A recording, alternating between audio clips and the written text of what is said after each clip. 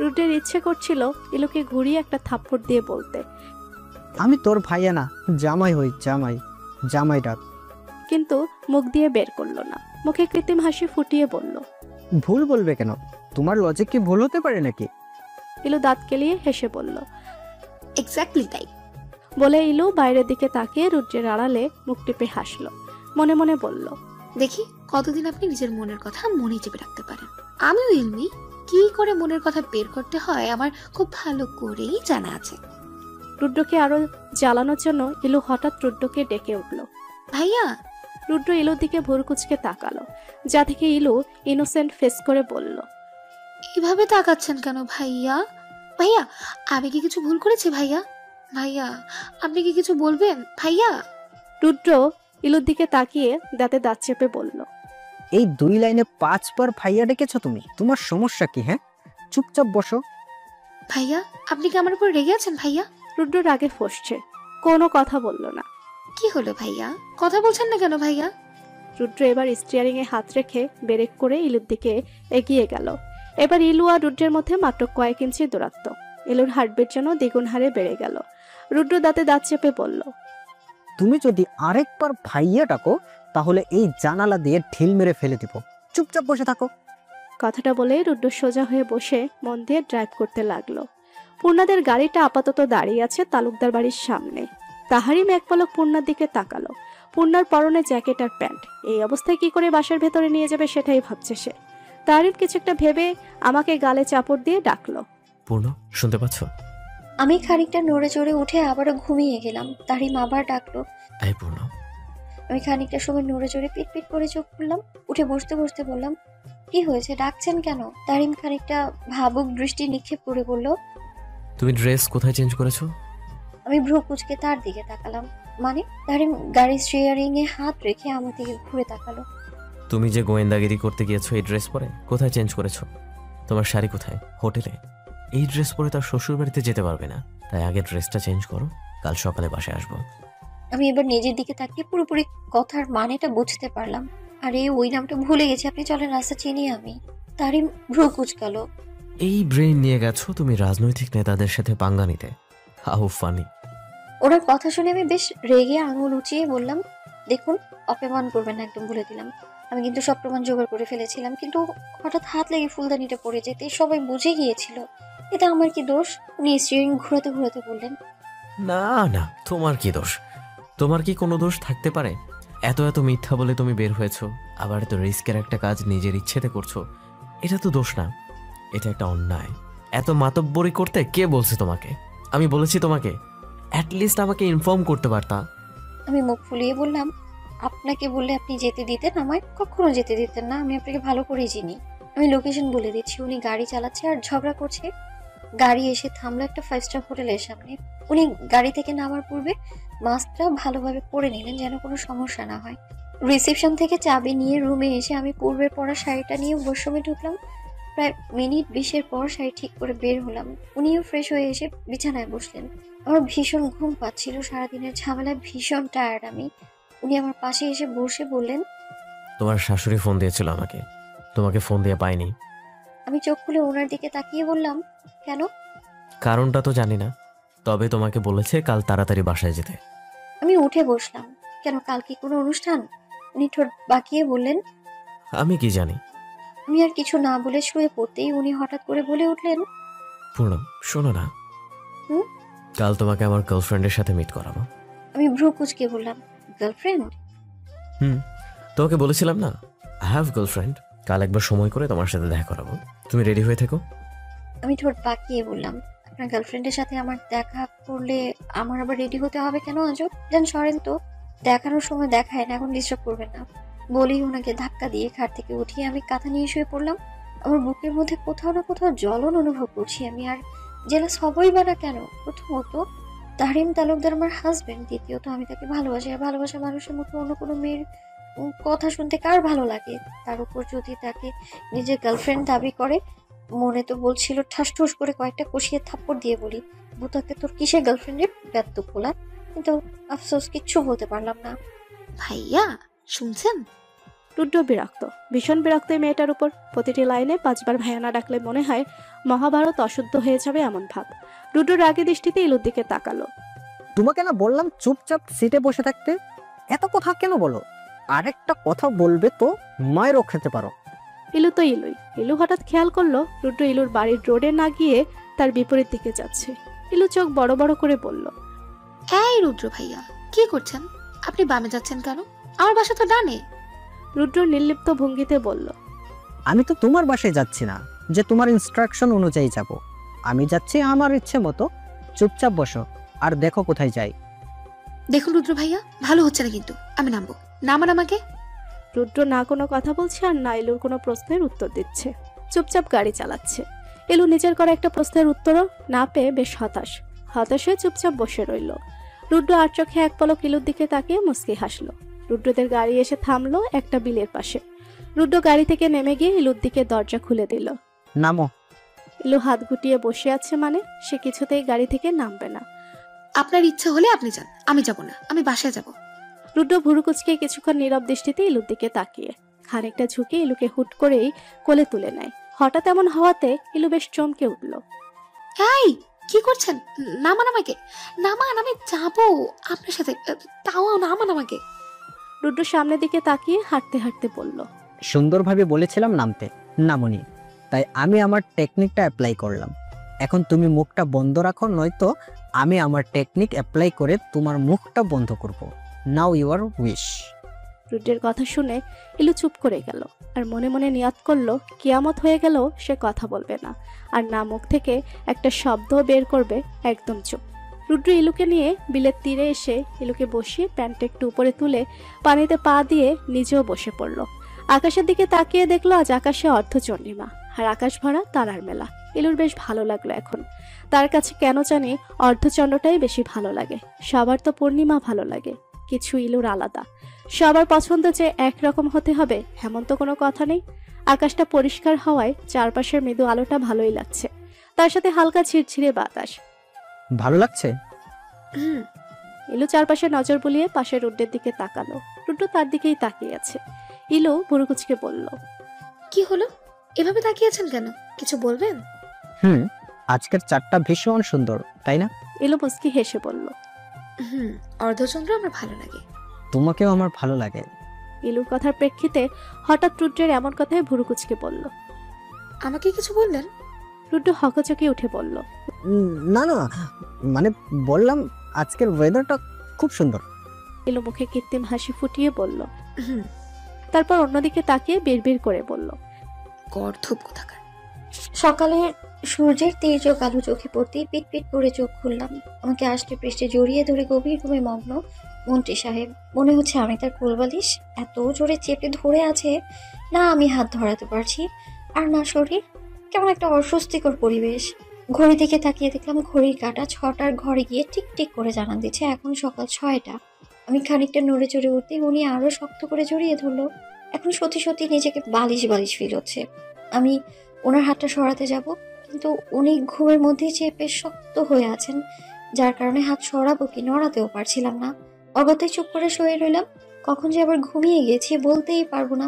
ফের আবার যখন ঘুম ভাঙলো ঘড়ির দিকে তাকিয়ে দেখি সকাল 8:30। সাইডে তাকিয়ে মন্ত্রী সাহেবকে খোঁজার চেষ্টা করলাম, কিন্তু আশেপাশে তাকে দেখতে না পেয়ে ভ্রু কুঁচকে উঠে বসলাম। আশেপাশে নজর যেতেই ওয়াশরুম থেকে পানির শব্দ আসছে, মানে উনি গোসল করছেন। কিন্তু ভাবনা তো এটা না, উনি গোসল করছেন ঠিক আছে, কিন্তু পরবেনটা কি? কাপড় তো নেই।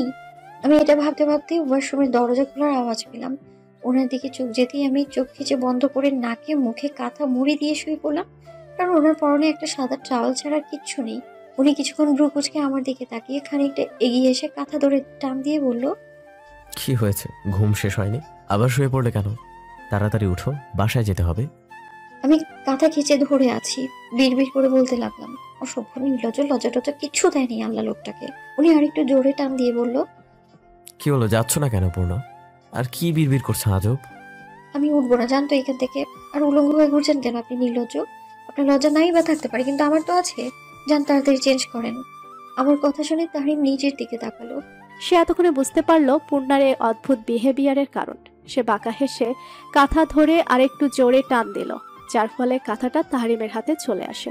কি শুরু করছেন? যান তো, চেঞ্জ করে আসেন। তুমি এমন করছো কেন পূর্ণ? আমি তো তোমার হাজব্যান্ড, তাই না? দেখার অধিকার আছে তোমার। তুমি বললে টাওয়ালটাও খুলে দিতে পারি। বলেই টাওয়ালটা আমার মুখে ছুঁড়ে মারে। আমি 2 হাত দিয়ে চোখ চেপে ধরে আছি। ছি, নির্লজ্জ মন্ত্রী সাহেব, যান না এখান থেকে। তারিম বিছানার উপর বসে আমার দিকে তাকিয়ে বলল। চোখ থেকে হাত সরাও। আমি আরো জোরে চেপে ধরে বললাম, না, কিছুতেই না। তারিম এবার ধমকে উঠে বলল। সরা বলছি। আমি চোখ থেকে হাত সরিয়ে পিট পিট করে চোখ খুললাম। সামনে তাকিয়ে হতবাক আমি। এই লোক তো দেখি পুরো রেডি, ব্লু পাঞ্জাবি, সাদা রঙের পাজামা আর চুলগুলো এলোমেলো। ফর্সা শরীরে নীল রংটা জাস্ট অসাধারণ লাগছে। যদিও তাকে যেই রঙই পরে সেই রঙেই অসাধারণ লাগে। আমি হতভম্ব হয়ে বললাম, আপনি? উনি এক ভ্রু উঁচু করে বলল। কি আমি? আমি আমতা আমতা করে বললাম, আপনি পাঞ্জাবি পেলেন কোথায়? উনি আমার দিকে তাকিয়ে বলল। আমাকে কি তোমার মতো মাথা মোটা মনে হয়? আর এমন মাথা মোটা থাকলে আমার আর পলিটিক্স করতে হইতো না। কাল রাতে আপনি যখন নাক ডেকে ঘুমোচ্ছিলেন, আমি তখন বাইরে থেকে আপনার আর আমার ড্রেস আনিয়েছিলাম। বলেই আমার হাতে একটা শপিং ব্যাগ গুজে দিলেন। আমাকে বোকার মতো তাকিয়ে থাকতে দেখে উনি ভ্রু উঁচু করে বললেন, কি? আমি আমতা আমতা করে না, কিছু না বলেই শপিং ব্যাগ হাতে নিয়ে এক দৌড়ে ওয়াশরুমে ঢুকে পড়লাম। এ লোক এমন অদ্ভুত কেন? আর সব অদ্ভুতগিরি আমার সাথে কেন দেখাতে হবে তার? Y me? বেশ অনেকক্ষণ হয়ে গেল, কিন্তু পূর্ণ এখনো ওয়াশরুম থেকে বের হচ্ছে না দেখে তাহরিম গিয়ে ওয়াশরুমের দরজায় টোকা দিল। পূর্ণা, তোমার হয়নি? এতক্ষণ লাগে নাকি? আমরা বেরোবো না, লেট হয়ে যাচ্ছে ভাই। তৎক্ষণাৎ ওয়াশরুম থেকে উত্তর এলো। আপনার এত তাড়া থাকলে আপনি চলে যান, আমি চিনি রাস্তা, বাসে যেতে পারবো আমি। তারিম ভুরুকুচকে এক পলক ওয়াশরুমের দরজার দিকে তাকালো, বিড়বিড় করে বলতে লাগলো। মেয়েটা এমন ঘাড়তারা, এই ঘাড়তারা মেয়েকে কিভাবে সামলাবো? কোন সুখে যে এই মেয়েকে ভালোবাসতে গেলাম। দরজা খোলার আওয়াজে তারিম সেদিকে তাকালো। নীল রঙের কুর্তির সাথে সাদা রঙের প্যান্ট আর ম্যাচিং ওড়না বেশ মানিয়েছে মেয়েটাকে। তারিম এগিয়ে আসলো আমার দিকে। আমি ভ্রু কুচকে তার দিকে তাকাতেই সে হাসি মুখে বলল, সুন্দর লাগছে তোমাকে। ওনার এটুকু কথাই ছিল কি জানি না, তবে আমার মন ভালো করতে যথেষ্ট ছিল। ঘুমের মাঝে ইলুর মনে হচ্ছে সে কারো পেট জড়িয়ে ঘুমিয়ে আছে। ইলু ঘুমের মধ্যেই ভাবতে লাগলো তার ঘরে তো সে একাই থাকে, তাহলে কে আসলো তার রুমে? তার ভাই? তবে নিশ্চিত হবার জন্য পিটপিট করে চোখ খুলে তাকালো ইলু। মুকুচু করে উপরের দিকে তাকাতেই রুদ্রের চোখে চোখ পড়ে তার। রুদ্র তার দিকেই ভুরু কুচকে তাকিয়ে আছে। ইলু হুট করে উঠে বসলো। সে দেখলো এতক্ষণ রুদ্রের কোলে মাথা রেখে তারই কোমর জড়িয়ে শান্তিতে ঘুমিয়েছিল। বেচারা রুদ্র না পেরেছে হেলান দিতে আর না পেরেছে শুইতে। সারা রাত বসে বসে মশা মেরেছে। ইলু মাথা চুলকে আমতা আমতা করতে লাগলো। সরি, কখন যে ঘুমিয়ে গিয়েছিলাম বুঝতে পারিনি। আপনি ডাকতে পারতেন। রুদ্র কিছুক্ষণ ভুরু কুচকে ইলুর দিকে তাকিয়ে বলল, তুমি কি ঘুমের মাঝে ফুটবল খেলো নাকি সাইকেল চালাও? হ্যাঁ। মানে এলমি, আই কান্ট বিলিভ দিস। একজন মানুষ ঘুমের মাঝে কত ছটফট করতে পারে। সারা দিন যে পাগলামি করো, ঘুমের মাঝে সেগুলোই ফের রিপিট করো। ও মাই গড। ইলু চোখ দুটো ছোট ছোট করে বলল, মানলাম আমি ওই একটু চোর দৌড়ে, তাই বলে এভাবে অপমান করা ঠিক না। এলমির কথা শুনে রুদ্র চোখ বড় বড় করে বলল, কি কি করো? ইলু ভাবলেশীন ভাবে বলল, চোর দৌড়াই। ইলুর কথা শুনে রুদ্র কিছুক্ষণ বোকার মতো ইলুর দিকে তাকিয়ে থেকে হুট করেই হু হা করে শরীর কাঁপিয়ে হেসে উঠল। বেচারা হাসতে হাসতে চোখ থেকে পানি বের হয়ে গেছে। ইলু এক নজর রুদ্রের দিকে তাকিয়ে অন্যদিকে তাকালো।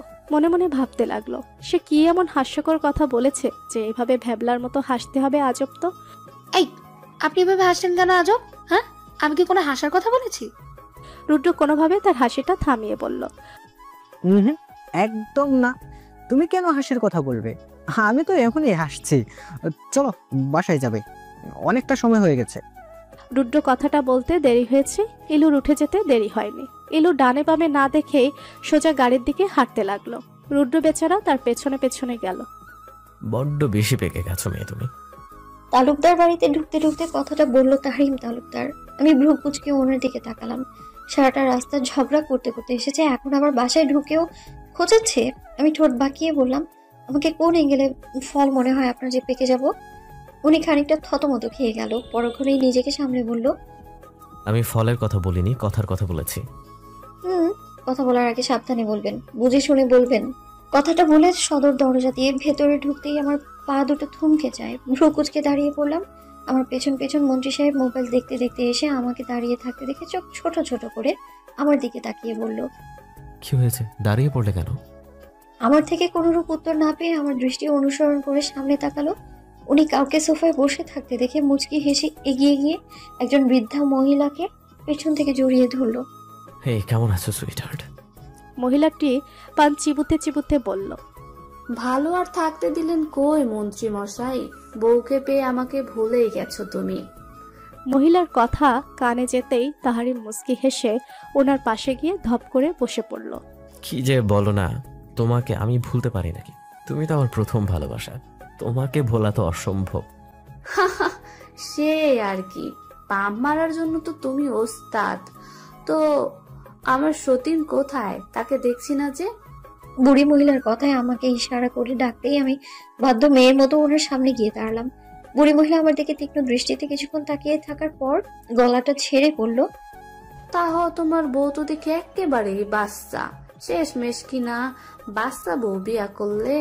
আমি চোখ বড় বড় করে একবার মহিলার দিকে তো একবার আমার দিকে তাকালাম। আমাকে কোন অ্যাঙ্গেলে ওনার বাচ্চা মনে হচ্ছে বুঝতে পারছি না, আর ওনার সম্পর্ক তারিমের সাথে কেমন সেটাও বুঝতে পারছি না। সম্পর্কে উনি আমার কি হয়? দাদিমা, তোমার কাছে আমার বউকে বাচ্চা মনে হচ্ছে? আমি চোখ ছোট ছোট করে মন্ত্রী সাহেবের দিকে তাকালাম। বুড়ি মহিলা ওনার দাদিমা, আগে বলে কি হতো খচ্চরপোলা। না জানি দাদিমা আমায় কি মনে করছে। প্রথম দেখায় না দাদিমাকে সালাম দিলাম আর না কুশলতা বিনিময় করলাম, বোবার মতো দাঁড়িয়ে রইলাম। আমি মুচকি হেসে দাদিমাকে বললাম, আসসালামু আলাইকুম দাদিমা, কেমন আছেন? উনি আমার দিকে তীক্ষ্ণ দৃষ্টিতে তাকিয়ে বলল, ভালো। দাদিমা, আমার নাম হচ্ছে মিফতাহুল বুনা, আমি একজন সাংবাদিক, বাচ্চা নই। উনি গম্ভীর কণ্ঠে বললেন, বাড়ির বউকেই বাচ্চাদের কাপড় পয়রা থাকে নাকি? তোমার শাশুড়ি তোমাকে শাড়ি দেয়নি? আমি এক পলক নিচের দিকে তাকিয়ে বললাম, না দাদিমা, মা তো আমার শাড়ি দিয়েছে, আমি পরতে পারি না তো তাই।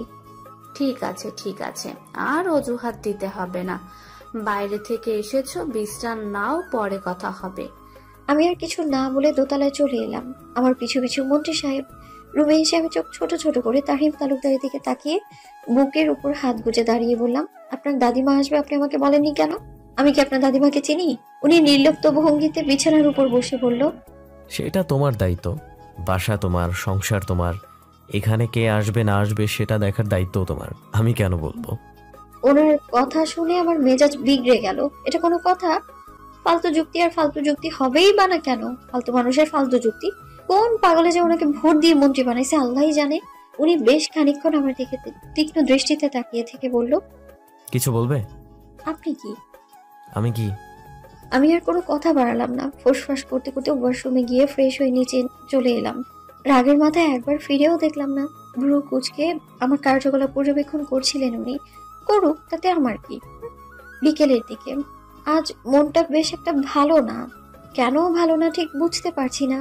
মানে মন খারাপের কোনো কারণই খুঁজে পাচ্ছি না। ছাদের এক কোণে দাঁড়িয়ে আকাশ দেখছি, বেশ কালো করেছে আকাশ। মেঘের ঘর্ষণের আওয়াজ দূর আকাশের থেকে শোনা যাচ্ছে। হয়তো কিছুক্ষণের মাঝে ঝুম বৃষ্টিতে ভিজবে মাটি, সেটারই অপেক্ষা করছি। শাড়ির আঁচলটা ছেড়ে দেয়া। দুপুরে মূলত দাদিমার কথায় শাড়ি পরেছি, গাঢ় নীল রঙের শাড়ি।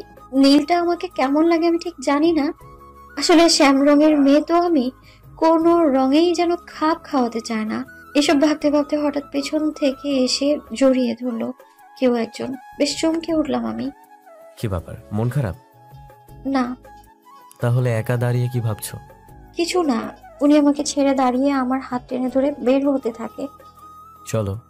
কোথায়? উনি আমাকে টেনে নিচে নিয়ে যেতে যেতে বললেন, আরে চলোই না, আজকে রিক্সা দিয়ে ঘুরবো। আমি ভ্রু কুচকে বললাম, এখন বৃষ্টি হবে, বাইরে যাওয়াটা ঠিক হবে না মন্ত্রী সাহেব। উনি আমায় টেনে রাস্তায় এনে দাঁড় করিয়ে বললেন, বৃষ্টি হবে বলেই তো বাইরে আনলাম তোমাকে, বৃষ্টির মাঝেই রিক্সা দিয়ে ঘুরবো। আমি সামনে তাকিয়ে দেখি একটা রিক্সা দাঁড় করানো। বুঝলাম উনি সব প্রস্তুতি নিয়েই এসেছে। অগত্যা আমাকে রিক্সায় বসতে বলল। উনিও বসলেন আমার পাশে। রিক্সা কিছু দূর সামনে এগোতেই ছন্দময়ী বৃষ্টিতে ভিজে উঠলো চারপাশ। আমি রিক্সার হুড তুললাম। সামনে থেকে বৃষ্টির ঝাপটা এসে চোখে মুখে পড়ছে। অনুভূতি ভিন্ন রকম। আমি মুচকি হেসে ঘাড় ঘুরিয়ে ওনার দিকে তাকাতেই দেখি এক দৃষ্টিতে উনি আমার দিকে তাকিয়ে আছে। আমি মুখে হাসি বিদ্যমান রেখে ওনার দিকে আরেকটু চেপে বসলাম। মন্ত্রী সাহেব, আপনি নাকি খুব ভালো গান করেন? উনি ভ্রু কুচকে বলল, কে বললো তোমাকে? জানি আমি। উনি হেসে মাথা চুলকে বললেন, ওই আর কি, একটু আধটু, তেমন ভালো পারি না। বেশি ভালো লাগবে না, একটু একটু হলেই হবে। উনি বাঁকা হাসলো। আমি ভ্রু কুঁচকে তাকিয়ে রইলাম, কিন্তু ওনার বাঁকা হাসার মানেটা বুঝলাম না আমি। উনি আমার দিকে তাকিয়ে গাইতে শুরু করলেন, হতে পারে কোনো রাস্তায়, কোনো হুটতলা রিক্সায় আমি নীল ছাতা নিয়ে দাঁড়িয়ে, তুমি দেখলে না রোদে পোড়াই রোমিও চেহারা, তুমি বুঝলে না আমার ইশারা, মন বলে যদি থামাতে তুমি থামলে না, তোমার জুলিয়েট হাসি হেসে যদি রাখতে ভালোবেসে আমি তোমার চোখে তাকানোর সাহস পেতাম না। আমার জড়সড় এই শরীরে তোমার হাওয়ায় লাগছে ফুরফুরে, প্রেম নাকি পাগলামি বলতে পারবো না। লোকে পাগল বলুক, মাতাল বলুক, আমি তোমার পিছু ছাড়বো না। লোকে পাগল বলুক, মাতাল বলুক, আমি তোমার পিছু ছাড়বো না। কোনো এক কাক ডাকার সকালে তুমি বারান্দায় এসে দাঁড়ালে, আমি ছিদ্র খুঁজছি দেয়ালে তোমায় দেখবো বলে। তুমি অদ্ভুত এক খেয়ালে গাঢ় লাল টিপ দেখি কপালে, হঠাৎ আমার দিকে তাকালে। আজ আমি ভয় পেলাম না, তোমার জুলিয়েট হাসি হেসে হেসে যদি রাখতে ভালোবেসে আমি তোমার চোখে তাকানোর সাহস পেতাম না।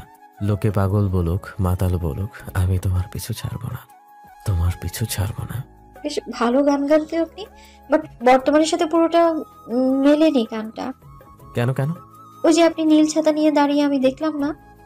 আরে ওইটা তো প্রেমিকার জন্য গাওয়া, কিন্তু আমার তো বউ আছে, তাই একটু ডিফারেন্ট তো থাকবেই। আমি কিছুক্ষণ চুপ থেকে বললাম, আমায় ভালোবাসেন মন্ত্রী মশাই? আমার কথাটা কর্ণগোচর হতেই উনি অবাক দৃষ্টিতে আমার দিকে তাকালেন। হয়তো এই মুহূর্তে আমার কাছ থেকে এমন প্রশ্ন আশা করেননি। আমি সামনে তাকিয়ে আছি, উনি আমার দিকে আরো চেপে বসে পেছন থেকে জড়িয়ে ধরলেন। আমি অবাক চোখে ওনার দিকে তাকাতেই উনি আমার চোখের দিকে তাকিয়ে বললেন, শূন্যতা অনুভব করা যদি ভালোবাসা হয়, তাহলে আমি তোমাকে প্রতিটা মুহূর্তে ভালোবাসি। আমার ভয় হয় মন্ত্রী সাহেব, ভীষণ ভয় হয়। কথাটা বলতে বলতেই আমার চোখ ছলছল করে উঠলো। বৃষ্টির ঝাপটায় হয়তো চোখের পানিগুলো দৃশ্যমান হয়নি, তবুও যেন মন্ত্রী সাহেব বুঝতে পারলেন আমার মন খারাপের আভাস। আমার মাথাটা আলতো হাতে চেপে ধরলেন, ঠিক তার বুকের মাঝে, পারলে হয়তো ভেতরেই ঢুকিয়ে রাখতেন। আমি নড়চড় করলাম না, আর না কোনো কথা বললাম। ঘাপটি মেরে রইলাম তার বুকের মাঝে। খানিক বাদে মন্ত্রী সাহেব চোখ ঘুরিয়ে আমার দিকে তাকালেন। আমি চোখ বন্ধ করে আছি। শোনো, আমি তাহারিম তালুকদার। বেঁচে থাকতে তোমার শরীর আমি ছাড়ার দ্বিতীয় কোনো সত্তা স্পর্শ করার সাহস করবে না। তুমি আমার, মানে একান্তই আমার, যার বিন্দু মাত্র পরিমাণ আমি কারোর সাথে শেয়ার করব না। মন্ত্রী সাহেব, বেশি বেশি সবকিছুই বিষ। বেশি অবহেলা করলে যেমন মানুষটাকে ধরে রাখা যায় না, তেমনি বেশি ভালোবাসলে মানুষটা আর নিজের থাকে না। জানেন মন্ত্রী সাহেব, আমার ভালোবাসাতে ভীষণ ভয় হয়। আমি যে অপয়া মেয়ে, যাকে ভালোবাসি তারই ক্ষতি হয়, চলে যায় আমার থেকে বহু দূর। ছোটবেলা থেকে একাই বড় হয়েছি, একা থাকতে শিখেছি। জানেন, কখনো হোঁচট খেয়ে পড়ে গেলে কেউ আসেনি ধরে উঠাবে বলে, বসে বসে সেভাবেই কেটে কেটে উঠে দাঁড়াতাম। এতিমদের কেউ ভালোবাসতে চায় না মন্ত্রী সাহেব। বলতে বলতেই হুড় করে কাঁদতে লাগলাম। মন্ত্রী সাহেবও কিছু বললেন না, আমাকে আরো শক্ত করে চেপে ধরে আমাকে আমার মতো করে কাঁদতে দিলেন। আমার কান্না কিছুটা কমে আসতেই উনি আমার দিকে তাকিয়ে বলল, তোমার অতীত হয়তো আমি মুছে দিতে পারবো না, সেই ক্ষমতা খোদা আমায় দেননি। তেমন কোনো ক্ষমতা থাকলে আমি সবার আগে তোমার অতীতটাই মুছে দিতাম, কিন্তু এটা সম্ভব না। তবে আই প্রমিস ইউ, জীবনের প্রতিটি পদক্ষেপে তুমি আমাকে তোমার সঙ্গী হিসেবে পাবে। বর্তমান দিয়ে তোমার অতীত ভুলিয়ে রাখার চেষ্টা করব। আমি কিছু বললাম না। উনি আমার দিকে ঝুঁকে ওনার ঠোঁট আমার কপাল স্পর্শ করে বলল, বউজান, হুম। এবার একটু হাসো না। আমি চোখ উঁচিয়ে তার দিকে তাকালাম। ওনার করুণ চাহনি আমার দৃষ্টিগোচর হলো। আমি ঠোঁট এলিয়ে হাসলাম, যা দেখে ওনার ঠোঁট প্রসারিত হলো। উনি আলতো হাতে আমার নাক টেনে বলল, এভাবেই সবসময় হাসবে, বুঝলে টুনটুনি? টুনটুনি? আমি কি ছোট বাচ্চা যে টুনটুনি ডাকছেন? তুমি তো বাচ্চা নও, তুমি তো আমার বাচ্চার মা হবা। বলেই আমার দিকে তাকিয়ে ঠোঁট কামড়ে হাসে। আমি বেশ লজ্জায় পড়ে গেলাম। আমরা দুজনেই ভিজে জবুথবু অবস্থা। প্রায় 1 ঘন্টা যাবৎ ভিজছি। এখন বেশ শীত শীত করছে আমার। উনি আমার রিক্সায় নিয়ে ঠিক কোথায় নিয়ে যাচ্ছে বুঝতে পারছি না। রিক্সাটা একটা আধা পাকা রাস্তা দিয়ে চলছে। চারপাশে তাকিয়ে দেখি বেশ গাছপালা। হঠাৎ একটা ফার্ম হাউসের সামনে এসে রিক্সাটা থেমে যায়। আমি অবাক হয়ে তাকালাম ফার্ম হাউসটার দিকে। উনি রিক্সা থেকে নেমে আমাকে হাত ধরে নামালেন। আমি ফার্ম হাউসটা দেখছি, বিশাল বড় ফার্ম হাউস। উনি আমার হাত ধরে টেনে গেটের সামনে এনে দাঁড় করালেন। আমার নজর গেল গেটের পাশে বড় বড় অক্ষরে ফার্ম হাউসটার নাম লেখা দেখে, তালুকদার কটেজ। আমি অবাক হয়ে মন্ত্রী সাহেবের দিকে তাকালাম। আমার দৃষ্টি লক্ষ্য করে উনি বললেন, এটা আমার দাদাজানের ফার্ম হাউস। উনি এখানেই বেশি সময় ব্যয় করতেন। উনি মারা যাবার পর আমাদের সচরাচর এখানে আসা হয় না। বলে উনি আমাকে টেনে ভেতরে নিয়ে গেলেন। তখন অবশ্য ফোঁটা ফোঁটা বৃষ্টি পড়ছিল, তবে আকাশটা বেশ কালো, হয়তো আবারও বৃষ্টি নামবে। উনি আমায় নিয়ে ভেতরে ঢুকতেই একজন লোক ছাতা হাতে দৌড়ে এলেন। এ কি গো বাবা, ভিজা গেছো গাদিহি, আমারে ডাক দিতা, আমি ছাতা লয়ে আইতাম। উনি চাচার দিকে তাকিয়ে বলল, না না চাচা, সমস্যা নেই। আমি আর পূর্ণা ইচ্ছে করেই ভিজেছি, তুমি এত ব্যস্ত হও না। ওনার কথা শুনে চাচা আমার দিকে তাকালো। এ কি গো বাবা, ও বুঝি আমগো বৌমনি? মাশাল্লাহ মাশাল্লাহ, সানেল্লাহান বউ পাইছো বাবা। তয় তুমি ভিজো ভিজো, বৌমনিরে কেন ভিজাইতেছো? ঠান্ডা লাগবো তো, তাড়াতাড়ি আহো, ভিতরে আহো। বলেই চাচা আমাদের টেনে নিয়ে ভেতরে গেলেন। উনি একটা রুমে গিয়ে কিছু শপিং ব্যাগ এনে আমার হাতে দিয়ে বললেন, নাও তাড়াতাড়ি চেঞ্জ করে নাও, নয়তো ঠান্ডা লাগবে। আমি নাক টানতে টানতে বললাম, ঠান্ডা লাগবে না, অলরেডি লেগে গেছে, আর সব দোষ আপনার, আপনার জন্যই ঠান্ডা লাগছে। উনি আমার দিকে খানিকটা এগিয়ে এসে কানের কাছে ফিস ফিস করে বললেন, ওকে, সমস্যা নেই, ঠান্ডা লাগলে রাতে সবকিছু হট করে দিব। বলেই প্যাকেটগুলো আমার হাতে গুজে দিয়ে নিজে চলে গেলেন চেঞ্জ করতে। আমি প্যাকেটগুলো হাতে নিয়ে ভাবলার মতো কিছুক্ষণ দাঁড়িয়ে কথাগুলো বোঝার চেষ্টা করলাম। কথাগুলো বুঝতে পেরে একটা বড় সড় ঢোক গিলে বিয়ে বের করে বললাম, কি বলে গেল এটা, অসভ্য, ছি। আমি দ্রুত অন্য রুমে ঢুকে গেলাম। প্যাকেট খুলে দেখে একটা সাদা রঙের ফিনফিনে পাতলা শাড়ি, সাথে সাদা ব্লাউজ আর সব জুয়েলারি। আমি ভ্রু কুচকে তাকিয়ে রইলাম শাড়ির দিকে। এটা ঠিক কোনটা আঁচল আর কোনটা কি আমি না বুঝতে পারছি না। সব দিকে এক, সারা রুম খুঁজেও অন্য কিছু পেলাম না পরার জন্য।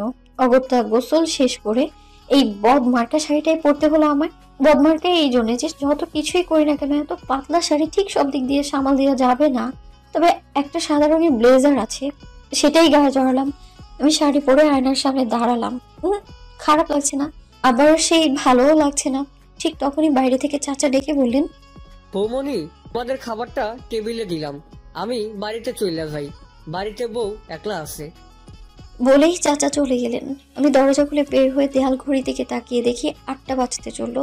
খুব বেশি তাড়াতাড়ি যে এটাও না, তবে এত সময় চলে গেল টেরই পেলাম না। আশেপাশে তাকিয়েও মন্ত্রী মশাইয়ের কোনো পাত্তা পেলাম না, একদম লাপাত্তা। কি আর করার, আবার রুমে গিয়ে ঠাস করে শুয়ে পড়লাম। কখন যে ঘুমিয়ে গেছি বুঝতেই পারলাম না। হঠাৎ একটা বিকট শব্দে ঘুমটা ভেঙে গেল। আমি ধীরে ধীরে উঠে বসলাম। আশেপাশে তাকিয়ে এখনো মন্ত্রী সাহেবের কোনো পাত্তা নেই। এবার বেশ অবাক লাগলো আমার, হলোটা কি এই মন্ত্রীর? আমি ধীরে ধীরে বাইরে এলাম, বেশ খিদেও পেয়েছে। বাইরে এসে প্রথমেই নজর এলো দেয়াল ঘড়ির দিকে। তাকিয়ে দেখি 11টা বেজে 25 মিনিট। আমি অবাক হয়ে আশেপাশে তাকালাম। হঠাৎই সব লাইট অফ হয়ে গেল, চারপাশে কিচ্ছু দেখা যাচ্ছে না। সবকিছু যেন আধারে ডুবে গেছে, সব নিকষ কালো অন্ধকার। আমার অন্তরাত্মা হুট করেই কেঁপে উঠলো। মনে হতে লাগলো খারাপ কিছু হবে না তো। মন্ত্রী সাহেব, মন্ত্রী সাহেব কোথায় আপনি? মন্ত্রী সাহেব, না, কারো কোনো শব্দ পাচ্ছি না। ভীষণ গরম লাগার কারণে গায়ের সাদা কোটটা খুলে রাখলাম। অন্ধকারে হেঁটে চলছি পুরো ঘর। হঠাৎ হাতে কারো স্পর্শ পেয়ে চমকে উঠলাম। মনের মধ্যে ধীরে ধীরে যত বাজে চিন্তা এসে ভর করতে লাগলো। স্পর্শগুলো যেন আরো গাঢ় হতে লাগলো। নাকে এসে লাগলো অতীব পরিচিত ঘ্রাণ। গন্ধটা চিনতে আমার বিন্দুমাত্র সমস্যা হলো না, কারণ এই ঘ্রাণ মন্ত্রী সাহেবের ছাড়া আর কারো নয়। স্পর্শগুলো যেন আরো হাত ছেড়ে পেটে এসে থামলো। পেটের মাঝে আলতো হাতে স্লাইড করার জন্য আমার সারা শরীর যেন কাটা দিয়ে উঠলো। অসম্ভব রকম কাঁপতে লাগলাম আমি। সমস্ত শরীরের শক্তি যেন ধীরে ধীরে কমে আসছে।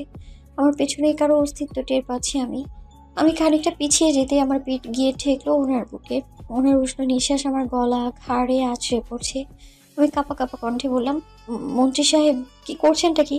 উনি আমার কথার কোনোরূপ উত্তর না দিয়ে এক হাতে ঘাড়ের চুলগুলো সরিয়ে গাঢ়ভাবে কিস করতেই আমার সমস্ত সত্তা কেঁপে উঠলো তৎক্ষণাৎ। বুঝতে পারছি না কি অদ্ভুত অনুভূতি হচ্ছে আমার। আমি আর ভর সামলাতে না পেরে নিজের শরীর পেছনে হেলিয়ে দিলাম। যা বুঝতে পেরে মন্ত্রী সাহেব পাজা কোলে তুলে নিলেন। বৌজান, ওনার নেশাক্ত কণ্ঠে কেঁপে উঠলাম আমি। ওনার বুকে মাথা রেখে ধীরে ধীরে উত্তর দিলাম, আজকের রাতটা কি শুধু আমার নামে করে দেবে? ভীষণ নেশাক্ত কণ্ঠে কথাটা বললেন উনি। আমার শির দ্বারা বেয়ে নেমে এলো শীতল স্রোত। কেঁপে কেঁপে উঠলাম ক্ষণে ক্ষণে। আমার নীরবতা যেন সম্মতির লক্ষণ ভেবে নিয়ে মুচকি হেসে এগিয়ে গেলেন রুমের দিকে। সকালের সূর্যের তীর্যক রশ্মিটা চোখে মুখে আছড়ে পড়তে পিটপিট করে চোখ খুলে তাকালাম। চোখ খুলতেই সামনে দেখি মন্ত্রী সাহেব আতশোয়া হয়ে এক মনে এক দৃষ্টিতে আমার দিকে তাকিয়ে। প্রথমত আমি খানিকটা ভয়ে পেয়ে গেলাম। ভয় পাওয়ার নির্দিষ্ট কারণও আছে। সকাল সকাল ঘুম থেকে জেগেই যদি কেউ দেখে কেউ তার দিকে এভাবে ভূতের মতো তাকিয়ে আছে, ভয় পাওয়াটা কি স্বাভাবিক নয়? আমি ওনার দিকে তাকালাম। কাল রাতের কথা মনে পড়তেই আমার মাঝে জেঁকে ধরলো এক ঝাঁক লজ্জা আর অস্বস্তি। আমার অবস্থা বুঝতে পেরে উনি ঠোঁট কামড়ে হেসে আমার দিকে খানিকটা এসে ঝুঁকে বলল, তুমি কি লজ্জা পাচ্ছ? গাল দুটো কেমন ধীরে ধীরে স্ট্রবেরি হয়ে যাচ্ছে। বলেই সরে এসে আমার দিকে তাকিয়ে আবারও হাসলেন। আমার লজ্জা আর অস্বস্তির পরিমাণটা যেন দ্বিগুণ হারে বৃদ্ধি পেল। তড়িঘড়ি করে আমি বিছানা থেকে উঠতে গিয়ে মনে হলো গায়ে বেডশিট ছাড়া কিচ্ছু নেই, আর বেডশিট মন্ত্রী সাহেব পেছন দিকে টেনে ধরে আছে। আমি রাগের দৃষ্টিতে ওনার দিকে তাকাতেই সুন্দর করে বেডশিটটা ছেড়ে দিলেন। আমি সোজা ওয়াশরুমে চলে গেলাম। বেসিনের আয়নার সামনে দাঁড়াতেই আমার চক্ষু চড়ক গাছ, গলায় বেশ অনেক জায়গায় কালো হয়ে ফুলে গেছে। এবার ভীষণ কান্না পাচ্ছে আমার। কাঁদো কাঁদো দৃষ্টিতে নিজেকে একবার পর্যবেক্ষণ করে নিলাম। মন্ত্রী বাচ্চা মন্ত্রী খচ্চর কোথাও আমার শরীরটা যেন বার্গার পাইছিল, কেমনে কামড়াইছে। আমি এখন বাইরে যাবো কেমনে? সবাই সামনে কেমনে যাবো আমি? কেউ যদি দেখে কি ভাববে? বান্দরের খালাতো ভাই কোথাকার। শরীরে পানি পড়তেই যেন সারা শরীর জ্বলে উঠলো। মনে মনে প্রতিজ্ঞা করলাম যেন কামড়ের প্রতিশোধ যদি আমি না নিছি তবে আমার নাম পূর্ণ না। গোসল শেষ করে বাইরে আসতেই নজরে এলো মন্ত্রী সাহেবের ঘুমন্ত মুখ। কি শান্তির ঘুম! বের করছি আমি আপনার ঘুম। আমি ওনার সামনে গিয়ে ভালোভাবে দেখলাম আসলে উনি ঘুমিয়েছে কিনা। হঠাৎ হাতে টান অনুভব করতে কিছু বুঝে ওঠার আগে আমি সোজা পড়লাম ওনার উপর। মুখ তুলে ওনার দিকে তাকাতেই নজর এলো ওনার মুখের বাঁকা হাসি। কি সুন্দরী! এভাবে লুকিয়ে লুকিয়ে দেখার মানে কি? মানলাম আমি অনেক হ্যান্ডসাম, তাই বলে এভাবে নজর দেয়া কি ঠিক? ওনার কথা শুনে আমি মুখ বাঁকিয়ে বললাম, হ্যান্ডসাম না ছাই। শুনুন, ফর্সা হলেই কেউ সুন্দর হয় না। আসছে। উনি এক ভ্রু উঁচু করে আমার দিকে তাকিয়ে বলল, তাই নাকি? আমি হ্যান্ডসাম না? না। ওকে, ঠিক আছে। এই অসুন্দর মানুষের সাথে আজকে সারা দিন এভাবে লিপ্টে থাকতে হবে। আমি চোখ বড় বড় করে বললাম, কি? তোমার শাস্তি। ঠিক আছে ছাড়ুন। আপনি ওয়ার্ল্ড ওয়াইড হ্যান্ডসাম। ঠিক আছে, এবার ছাড়ুন। ছাড়বো? ঠিক আছে, ছাড়বো। তার আগে গুড মর্নিং কিসটা তো দিয়ে দাও। আমি ভ্রু কুঁচকে ওনার দিকে তাকিয়ে বললাম, কি দেব? Good morning kiss. হঠাৎ মাথার মাঝে এক শয়তানি বুদ্ধি চেপে আসলো। ঠিক আছে, আপনি চোখ বন্ধ করেন। আমার কথা মতো উনিও সাথে সাথে চোখ বন্ধ করে ফেললো। আমিও মুখটা গালের কাছে নিয়ে গিয়ে হুট করে একটা জোরে কামড় বসিয়ে দিলাম। হঠাৎ এমন হওয়াতে উনি বেশ হকচকিয়ে উঠে হাত আলগা করে দিলেন, আর আমি এই সুযোগে উঠে দাঁড়িয়ে সোজা দরজার বাইরে। উনি তৎক্ষণাৎ ছোঁয়া থেকে উঠে গালে হাত দিয়ে ভ্যাবলার মতো আমার যাওয়ার দিকে তাকিয়ে রইল। উনি ঠিক বুঝতে পারছেন না এখানে হচ্ছেটা কি। গালে চিনচিন ব্যথা অনুভূত হওয়ায় উনি চোখ কুঁচকে ফেলল। আয়নার সামনে গিয়ে দাঁড়িয়ে গাল থেকে হাত সরাতেই উনি নিজের লাল হয়ে যাওয়া গাল বিশিষ্ট মুখটা দেখতে পেলেন। মুখ খানিকটা কুঁচকে বিড়বিড় করে বলতে লাগলো, হোয়াট দ্য হেল! এটা কি করলা? মুখের 12টা বাজায় দিছো। আমি তো লাভ বাইট চাই নাই, কিস চাইছি। ও কি কানে কম শুনলো নাকি ইচ্ছে করে দিল? উনি ফ্রেশ হয়ে খাবার টেবিলে আসলেন। আমি তখন টেবিলে খাবার দিচ্ছি। আমি এক পলক ওনার দিকে তাকালাম। বেচারার গালে দাঁতের দাগ অনেকটাই গর্ত হয়ে কেটে গেছে, আর ফুলেও আছে। আমি মুচকে মুচকে হাসতে লাগলাম। উনি আমার দিকে রাগী দৃষ্টিতে তাকিয়ে ধপ করে চেয়ারে বসে পড়লো। আমি ওনার প্লেটে খাবার তুলে দিতে দিতে ঠোঁট চেপে হেসে বললাম, ব্যথা কি বেশি করছে?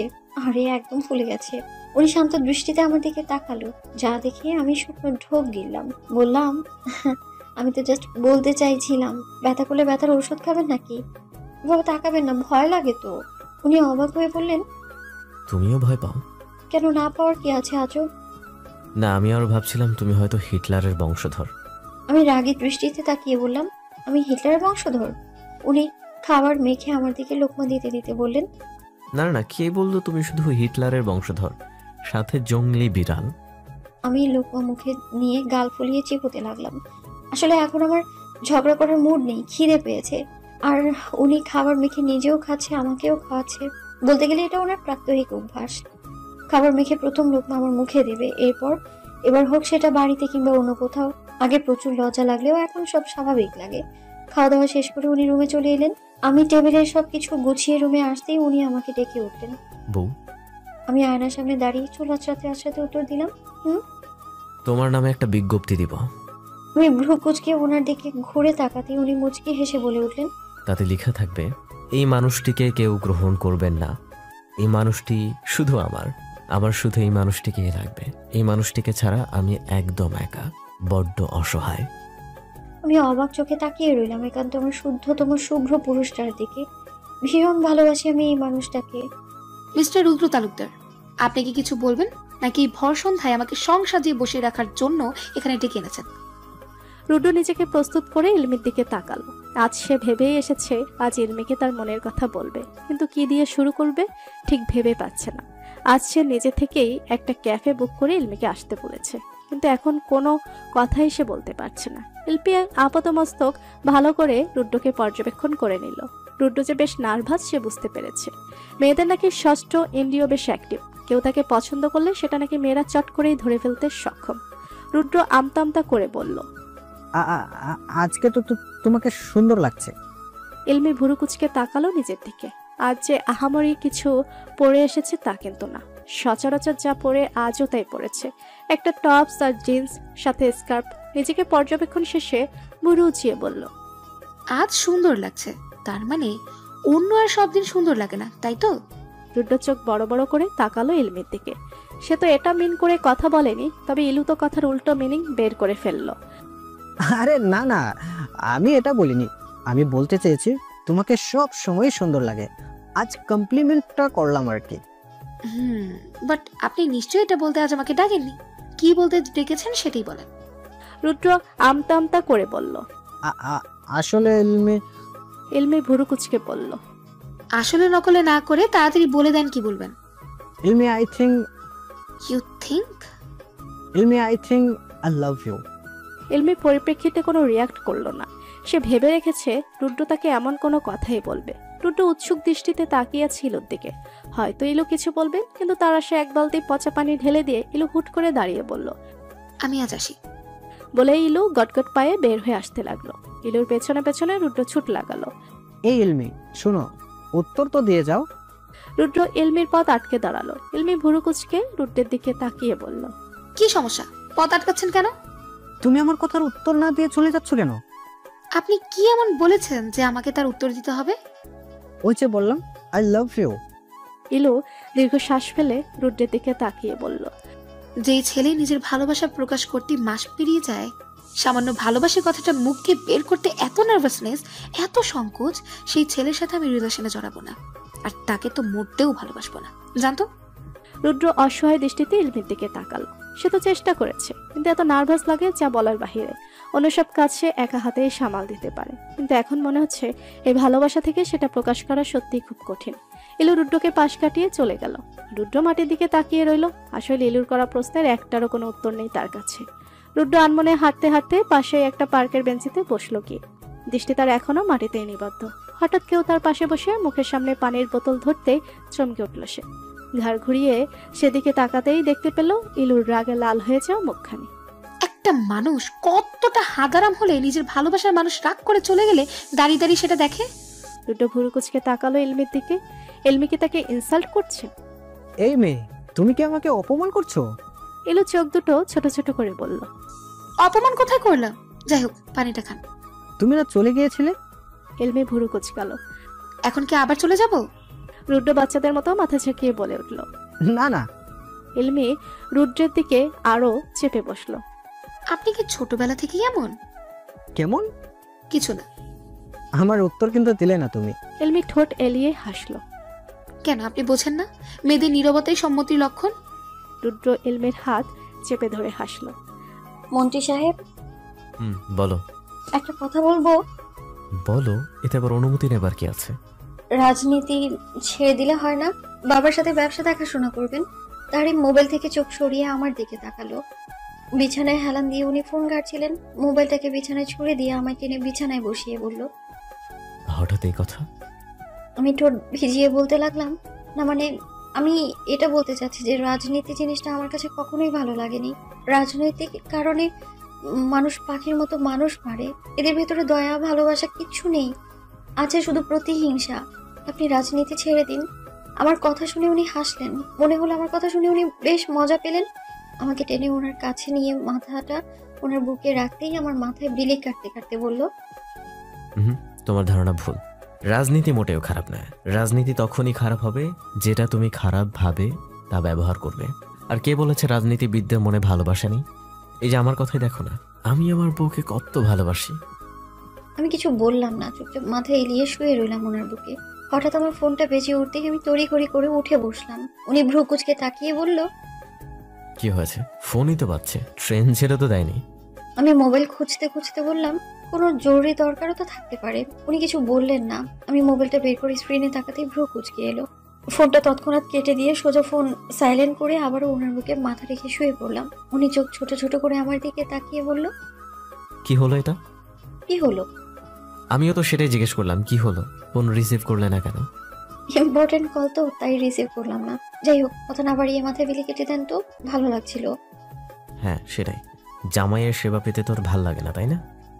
আমি চোখ বন্ধ করেই মুচকি হেসে বললাম, সেটাই।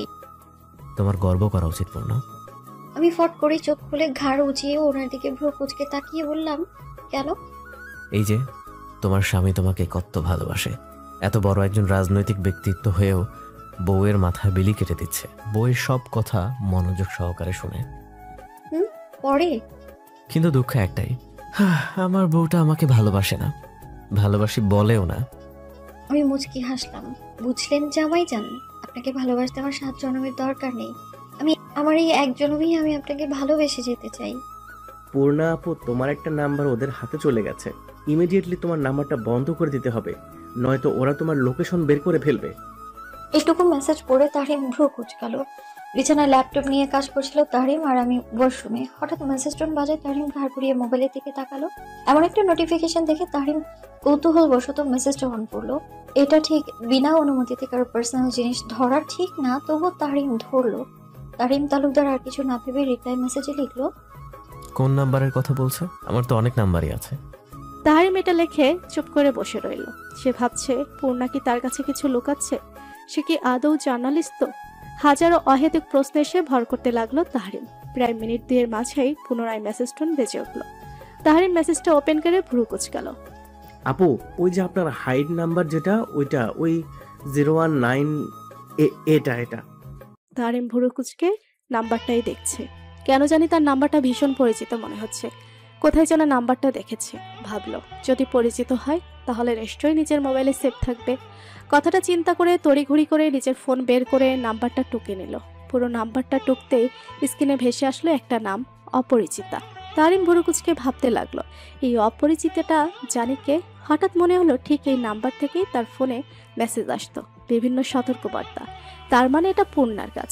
কিন্তু কথা হলো, এসব কথা পূর্ণা জানতো কিভাবে? পূর্ণা কি আসলেই জার্নালিস্ট নাকি অন্য কোনো পেশায়? আপনি আমার ফোন দিয়ে কি করছেন মন্ত্রী সাহেব? কেউ ফোন করেছিল বুঝি? ওয়াশরুম থেকে বের হয়ে চুল মুছতে মুছতে কথাটা বললাম। উনি আমার দিকে ভ্রু কুঁচকে তাকিয়ে ফোনটা খাটের উপর রাখলো। আমি বারান্দায় গিয়ে টাওয়ালটা রেখে বিছানায় এসে বললাম, কি হলো, কথা কেন বলছেন না? কেউ ফোন দিয়েছিল? না।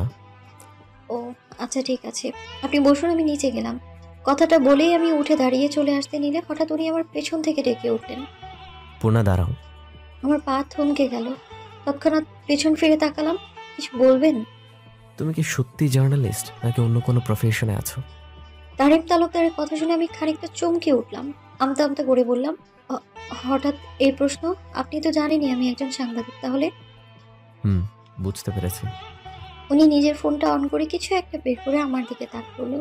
আমি ভ্রু কুঁচকে তাকিয়ে দেখি একটা নাম্বার, কিন্তু যখনই নাম্বারটা খেয়াল করলাম আমার মাথায় যেন আসমান ভেঙে পড়লো। একটা বড় সড়ো ঢোক গিলে ওনার দিকে তাকালাম। উনি এক ভ্রু উঁচু করে আমার দিকেই তাকিয়ে আছে। আমি তাকানো মাত্রই উনি ভ্রু কুঁচকে জিজ্ঞেস করলো, কি এই নাম্বারটা চেনো? আমি চমকে উঠলাম। এখন কি বলবো আমি? এটা যে আমার নাম্বার। আমি কোনো কথা বলছি না।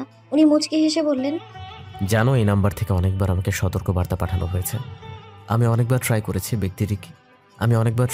ব্যক্তিটি কে তা জানার জন্য, কিন্তু তার হদিস আমি পাইনি।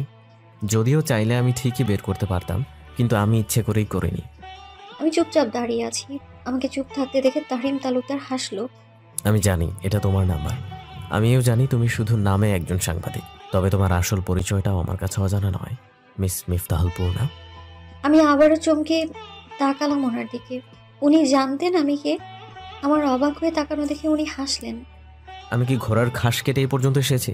ঘাটে তো একটু বুদ্ধি আছে, আর এত এত কূটনৈতিক ব্যক্তিদের মধ্যে টিকে থাকতে হলে তো বুদ্ধির প্র্যাকটিস থাকাই লাগে, তাই না? আমি মাথা নাড়লাম। উনি আবারও বলতে শুরু করলো, তোমার পেশা সম্পর্কে আমি অনেক আগে থেকেই অবগত। প্রধান গোয়েন্দা অফিসার আপনি, সেটা আমি জানি। কখন থেকে জানি বলুন তো? আমি আনমনেই বলে উঠলাম, কখন? যেদিন আপনি আর পূর্ণা মিস্টার মিয়াজিকে ধরতে গিয়েছিলেন, ঠিক সেদিন থেকে। আপনার হাবভাব আমার মোটেও একজন সাংবাদিক মনে হয়নি। কারণ একজন সাংবাদিক নিঃসন্দেহে সাহসী, তবে তারা এসব দুঃসাহসিক কাজ করবে না। সেদিন খোঁজ নিয়ে জানতে পারি আমার বউ একজন গোয়েন্দা অফিসার। সেদিন বেশ অবাক হয়েছিলাম, এমন বাচ্চা একটা মেয়েকে এত বড় পদ কেন দিল যেখানে এত সিনিয়র মানুষ আছেন। পরে বুঝলাম আমার বউয়ের ঘটে সবটা এখন আর গোবর নেই, তা পচে সব জৈব সার হয়ে গেছে। সবই আমার সাথে থাকার ফল। একটা ধন্যবাদ প্রাপ্য, তাই না? আমি ভ্রুকুচকে তাকালাম। লোকটা কি আমার প্রশংসা করলো নাকি অপমান করলো ঠিক বুঝতে পারলাম না। আমি আঙুল উঁচিয়ে বললাম, শুনুন, আমাকে অপমান করার চেষ্টাও করবেন না, ফলাফল ভালো হবে না বলে দিচ্ছি। তাহারিম ভ্রুকুচকে বলল, তা কি করবে শুনি? দেখুন। দেখাও। তাহরিমের শান্ত কণ্ঠ শুনে আমি হকচকিয়ে উঠলাম। পরবর্তীতে নাক মুখ কুচকালাম। ছি, অসভ্য কোথাকার বলেই নাক মুখ কুচকে বের হয়ে এলাম রুম থেকে। পেছন থেকে শুনতে পেলাম তাহরিম তালুকদারের এতক্ষণ চেপে রাখা হাসির শব্দ। আমার মুখেও অজান্তে হাসির রেখা ফুটে উঠল। আমি হাঁটতে হাঁটতে মা বাবার রুমের সামনে আটকে গেলাম। মা, আসবো? ভেতর থেকে উত্তর এলো, এসো। আমি ভেতরে ঢুকতেই দেখলাম মা বসে বসে বই পড়ছে। একটা মানুষ এত বই কিভাবে পড়ে আমি ঠিক জানি না। সারাদিনই কি কেউ বই পড়তে পারে নাকি? হোক সেটা গল্পের বা উপন্যাস টাইপ, তবুও আমাকে দেখা মাত্রই মা বইটা অফ করে উঠে বসলো। বসো পূর্ণ। আমি গিয়ে মায়ের সামনে বিছানার উপর আসন পেতে বসলাম। কি হয়েছে, মুড অফ নাকি পূর্ণ? আমি মুখ গোমড়া করে বললাম, না। হুম, আমার তো মনে হচ্ছে কিছু একটা হয়েছে। তাহরিম কিছু বলেছে? মা, জানো তোমার ছেলে সারাক্ষণ আমার পেছনে লেগে থাকে আর খোঁচাতে থাকে। আমাকে খোঁচা দেওয়ার একটা অপশনও সে মিস করে না। বলো তো কেমনটা লাগে? আমার কথা শুনে মা বেশ সিরিয়াস হয়ে বলল, ঠিকই তো, কাজটা একদমই ঠিক হচ্ছে না। আচ্ছা, আমি তাহরিমকে বলবো না যে আমার মেয়ের সঙ্গে আর এমন না করতে। আমি মুচকি হাসলাম। আমার নামে আর কি কি বিচার আছে সব বলো আম্মুকে। পেছন থেকে কারো কণ্ঠ শুনতে পেয়ে আমি আর আম্মু পেছনে তাকালাম। তারিম দরজার মধ্যে ঠেস দিয়ে দাঁড়িয়ে বুকের উপর দুই হাত ভাঁজ করে ভ্রু কুঁচকে দাঁড়িয়ে আছে। আমি লাফ দিয়ে আম্মুর সাইডে চলে গেলাম। কখন জানি পেছন থেকে এসে মাথায় ঠাস করে একটা মারে। তাহরিম, তুমি পূর্ণকে এত জ্বালাও কেন?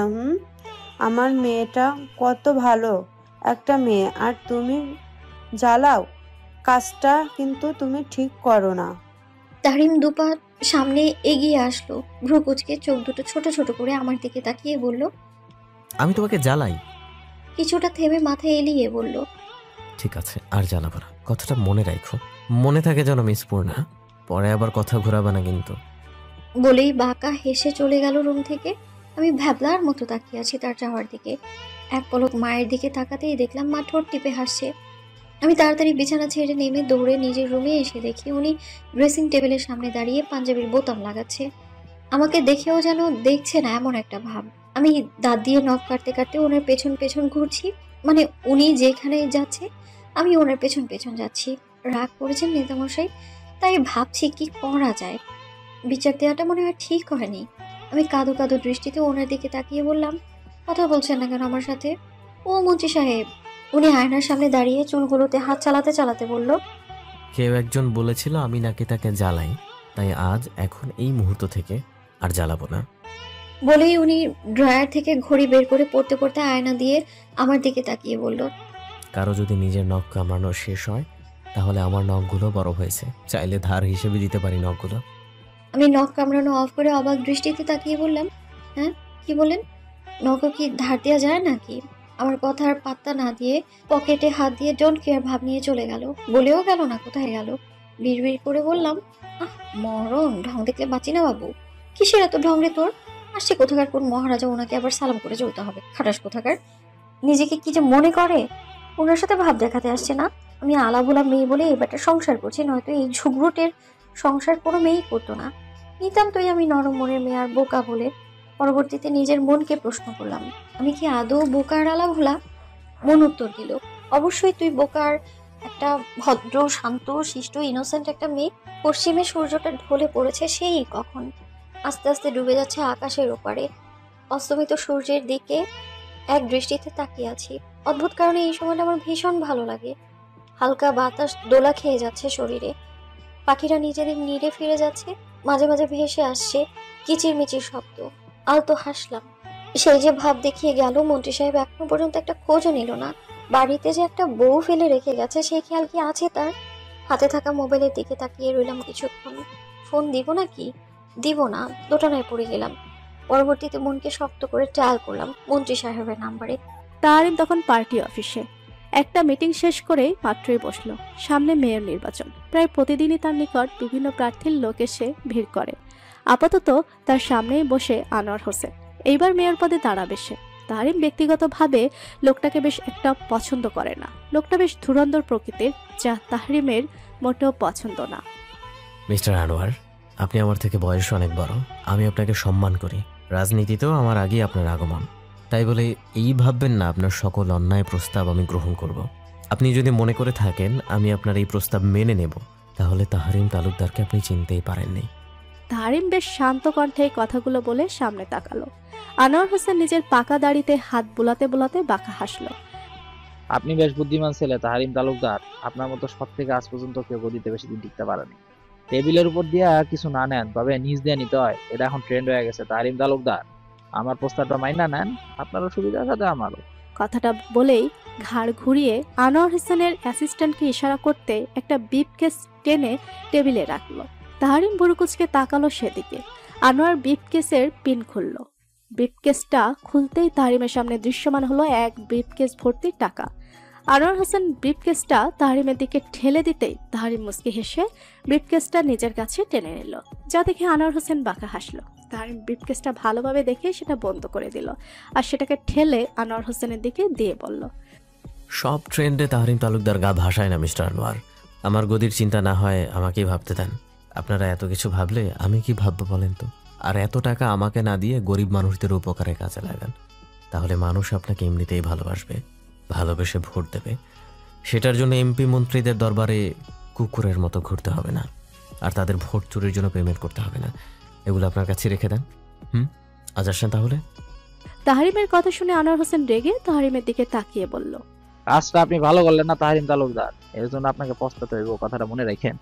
বলেই বসা থেকে উঠে আনোয়ার হোসেন গট গট পায়ে কেবিন ছেড়ে বেরিয়ে গেল। আনোয়ার হোসেনের যাওয়ার দিকে তাকিয়ে তাহরিম হাসলো।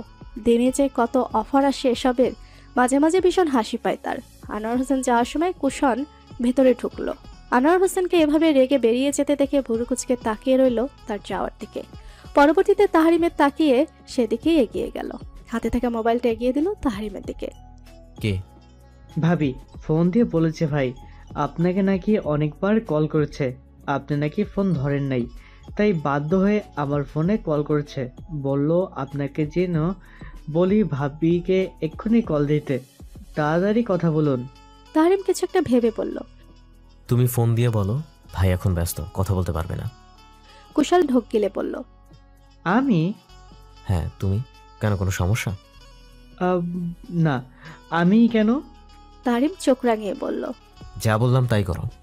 কুশন কাপা কাপা হাতে ডায়াল করলো পূর্ণার নাম্বারে। ফোনটা লাউড স্পিকারে দিয়ে দাঁড়িয়ে রইল না। চারপাশে অন্ধকার হয়ে এসেছে। হঠাৎ রিংটোন বাজতেই আমার চোখ যায় ফোনের দিকে। স্ক্রিনে ক্যাবলাকান্ত নামটা দেখে মুখ কুচকে এলাম আমি। হ্যাঁ ক্যাবলাকান্ত, বলো তোমার ভাই কই? কুশন কাপা কাপা কণ্ঠে বলল, ভাবি ভাই তো মিটিংয়ে, এখন কথা বলতে পারবে না। তোর করে মোবাইলটা তার কাছে দিয়ে আসো। আসছে আমার নেতা মশাই। সবকিছু নেতাগিরি একদম ছুটামো আমি। বাড়িতে বউ রেখে বাইরে গিয়ে নেতাগিরি করে, লবণ ছাড়া করল্লা কোথাকার। পূর্ণার কথাগুলো কানে যেতেই তাহরিমের কাশি উঠে গেল। কাশতে কাশতে পানির গ্লাস মুখে নিয়ে ইশারা করলো কুশনকে।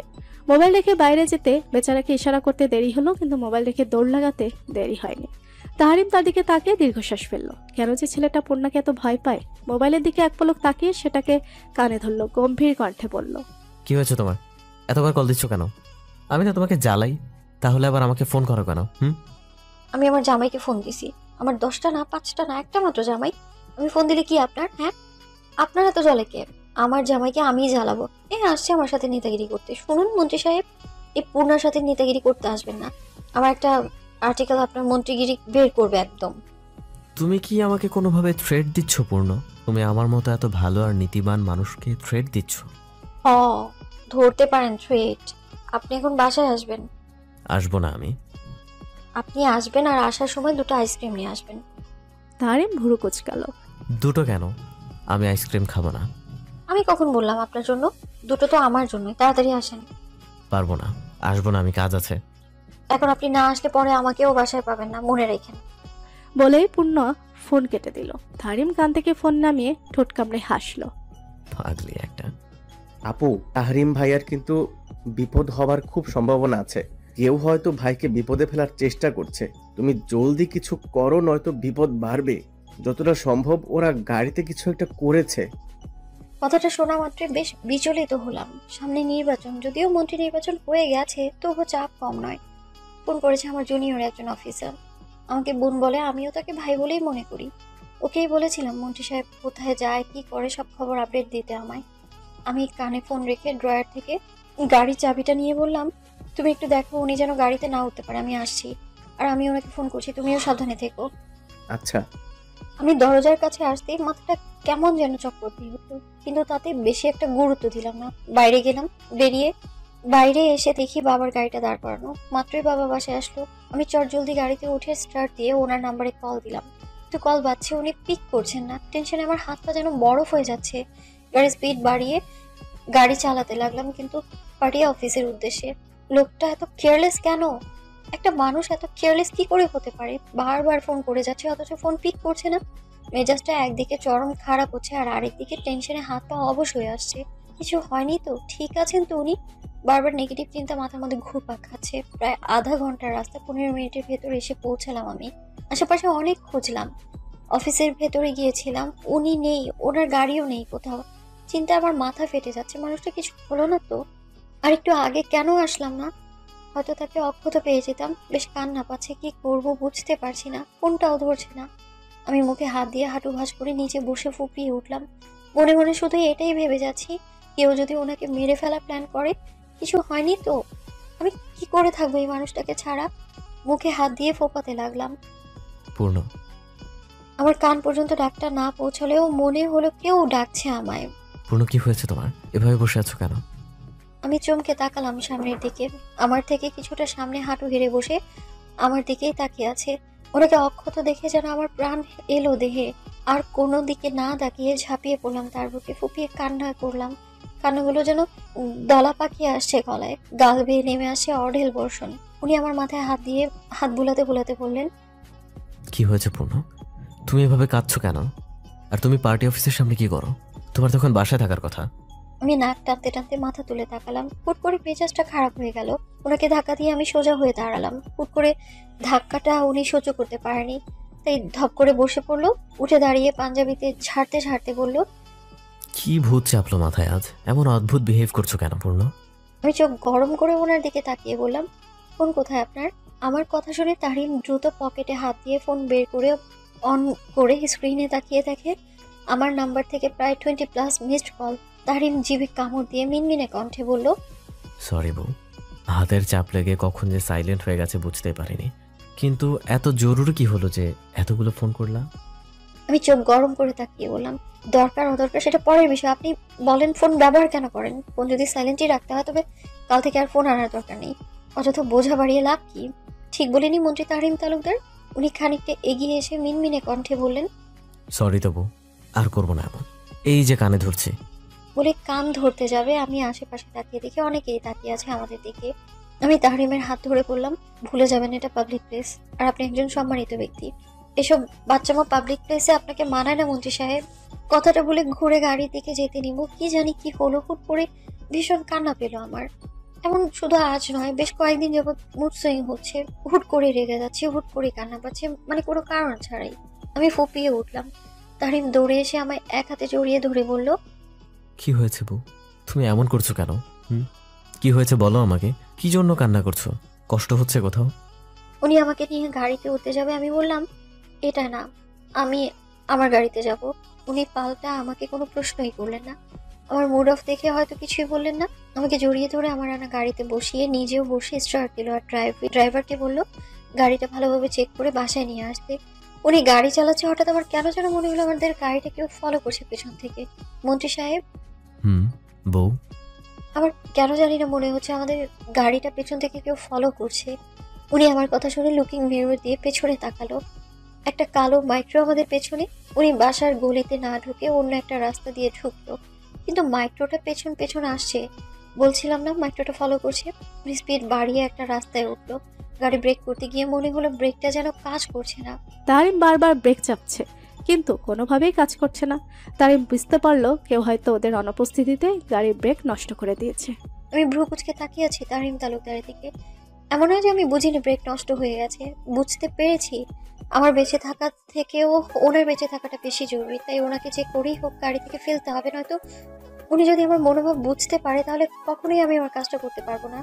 কি হয়েছে, আপনার মুখটা এমন পাংশুটে করে রেখেছেন কেন? উনি আমার দিকে কাতর চোখে তাকালেন। বউ, বলেন। তোমার সাথে হয়তো এই জীবনে আমার আর কথা নাও হতে পারে, কিন্তু জেনে রাখো, খোদাতালা আমাকে যতদিনে বাঁচিয়ে রাখেন, আমি সারা জীবন প্রিয়তমা হিসেবে শুধু তোমাকেই চাইব। আমি তোমাকে ভীষণ ভালোবাসি পূর্ণ, তোমাকে ভীষণ ভালোবাসি। আমি নিজের সিট বেল্ট খুলে ওনার দিকে খানিকটা ঝুঁকে দরজার সাইড দিয়ে মাথা হেলিয়ে জড়িয়ে ধরলাম ওনাকে। এক হাত দিয়ে দরজার বাটন চাপ দিয়ে দরজাটা খুললাম, অপর হাত দিয়ে ওনাকে আলতো করে জড়িয়ে ধরে আলতো হাসলাম। এমন করে বলছেন কেন মন্ত্রী সাহেব? আমি আপনার, 7 জন্মেও আপনারই থাকবো। আমি ছাড়া অন্য কারো কথা মাথায় আনবেন না তো আপনার পিন্ডি চটকাবো একদম, এই বলে দিলাম। কথা বলতে বলতে ওনার সিট বেল্টও খুলে দিলাম। উনি সামনে তাকিয়ে গাড়ি চালাচ্ছে। রাস্তাটা বেশ নির্জন, তাই সমস্যা হচ্ছে না। সামনেই বেশ ঢালু একটা জায়গা, আর নিচে দিয়ে ভিন্ন ক্ষেত। এটাই হয়তো কাজ করার সঠিক সময়। ভালো থাকবেন মন্ত্রী সাহেব, আর আমায় ভুলে যাবেন না কিন্তু। উনি কিছু বলার আগেই দরজা খুলে ওনাকে বেশ জড়িয়ে ধাক্কা দিলাম। উনি কিছু বুঝে ওঠার আগেই উনি পড়ে যায় গাড়ি থেকে। আমি সিটে বসে গাড়ি টান দিলাম। মোবাইল বের করে ক্যাবলাকান্তের নাম্বারে কল করতে 2-1 রিং হওয়ার পর ধরলো। কুসুম, তুমি শহর থেকে উত্তর দিকে গ্রামের সাইডে একটা নারিকেল বাগান আছে না, তার পাশে রাস্তার ধারে তোমার স্যার পড়ে আছে, ওখানে দ্রুত আসো। গাড়ি তখন আউট অফ কন্ট্রোল, সামনে একটা বড় বট গাছ। আর হয়তো আমার কাছে বেশি সময় নেই। ঘাড় ঘুরিয়ে একবার পেছনে তাকালাম, যদি ওনাকে একটাবার দেখা যায়, কিন্তু আফসোস, শেষ দেখাটা আর হয়তো হবে না। ভাবতে ভাবতেই গাড়ি এসে সজোরে আঘাত করলো বট গাছটার দেহে। সামনের কাজ ভেঙে গেল। মাথায় প্রচন্ড আঘাত লাগায় মনে হলো গরম কিছু ঘাড় বেয়ে নেমে আসে। আবছা চোখে হাত দিলাম ঘাড়ের পেছন, সামনে আনলাম, হাতটা লাল লাল রঙে রাঙা হয়ে গেল। ধীরে ধীরে বন্ধ হয়ে এলো চোখের পাতা দুটো। হয়তো এটাই আমার জীবনের অন্তিম মুহূর্ত। আমাদের জীবনে এমন অনেক সময় আসে যখন আমাদের শক্ত থাকতে ভীষণ কষ্ট হয়, তবুও থাকতে হয়।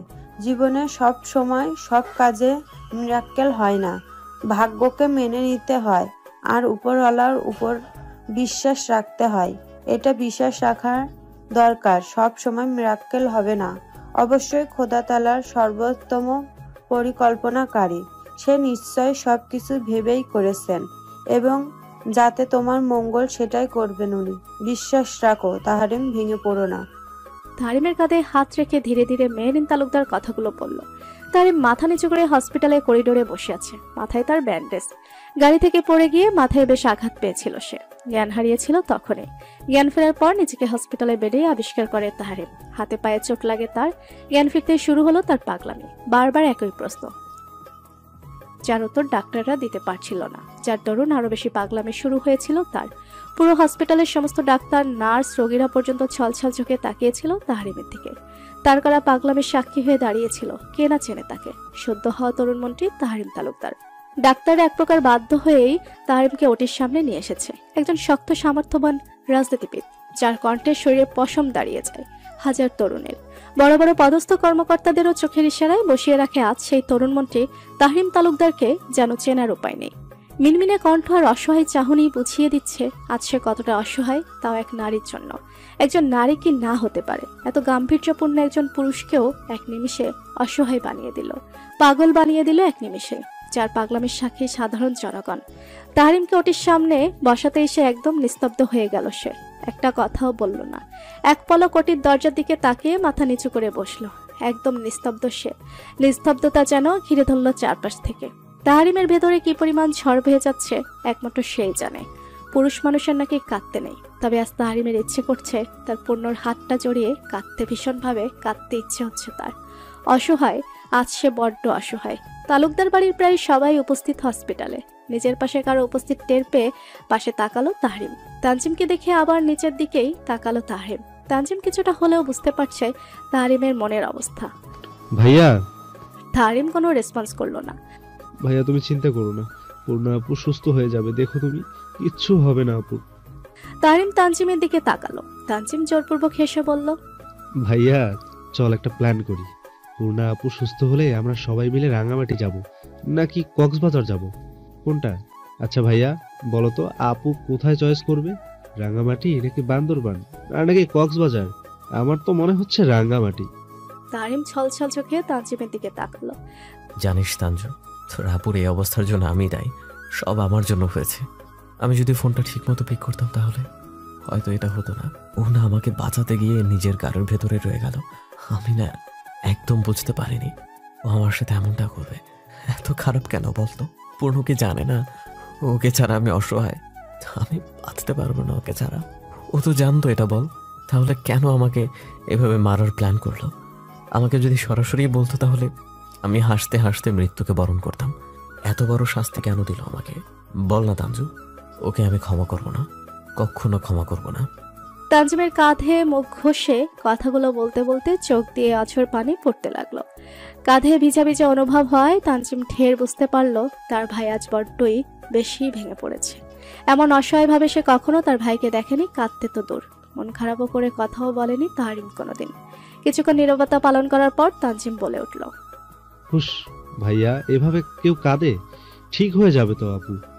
তানজিম ঠিকই বলেছে ভাইয়া, পূর্ণা খুব স্ট্রং, ও ঠিকই সুস্থ হয়ে যাবে।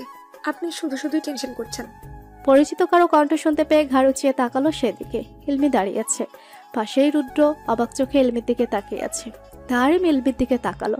মেয়েটা চোখ মুখ ফুলে লাল হয়ে আছে, বোঝাই যাচ্ছে কেটে কেটে বন্যা বইয়ে ফেলেছে।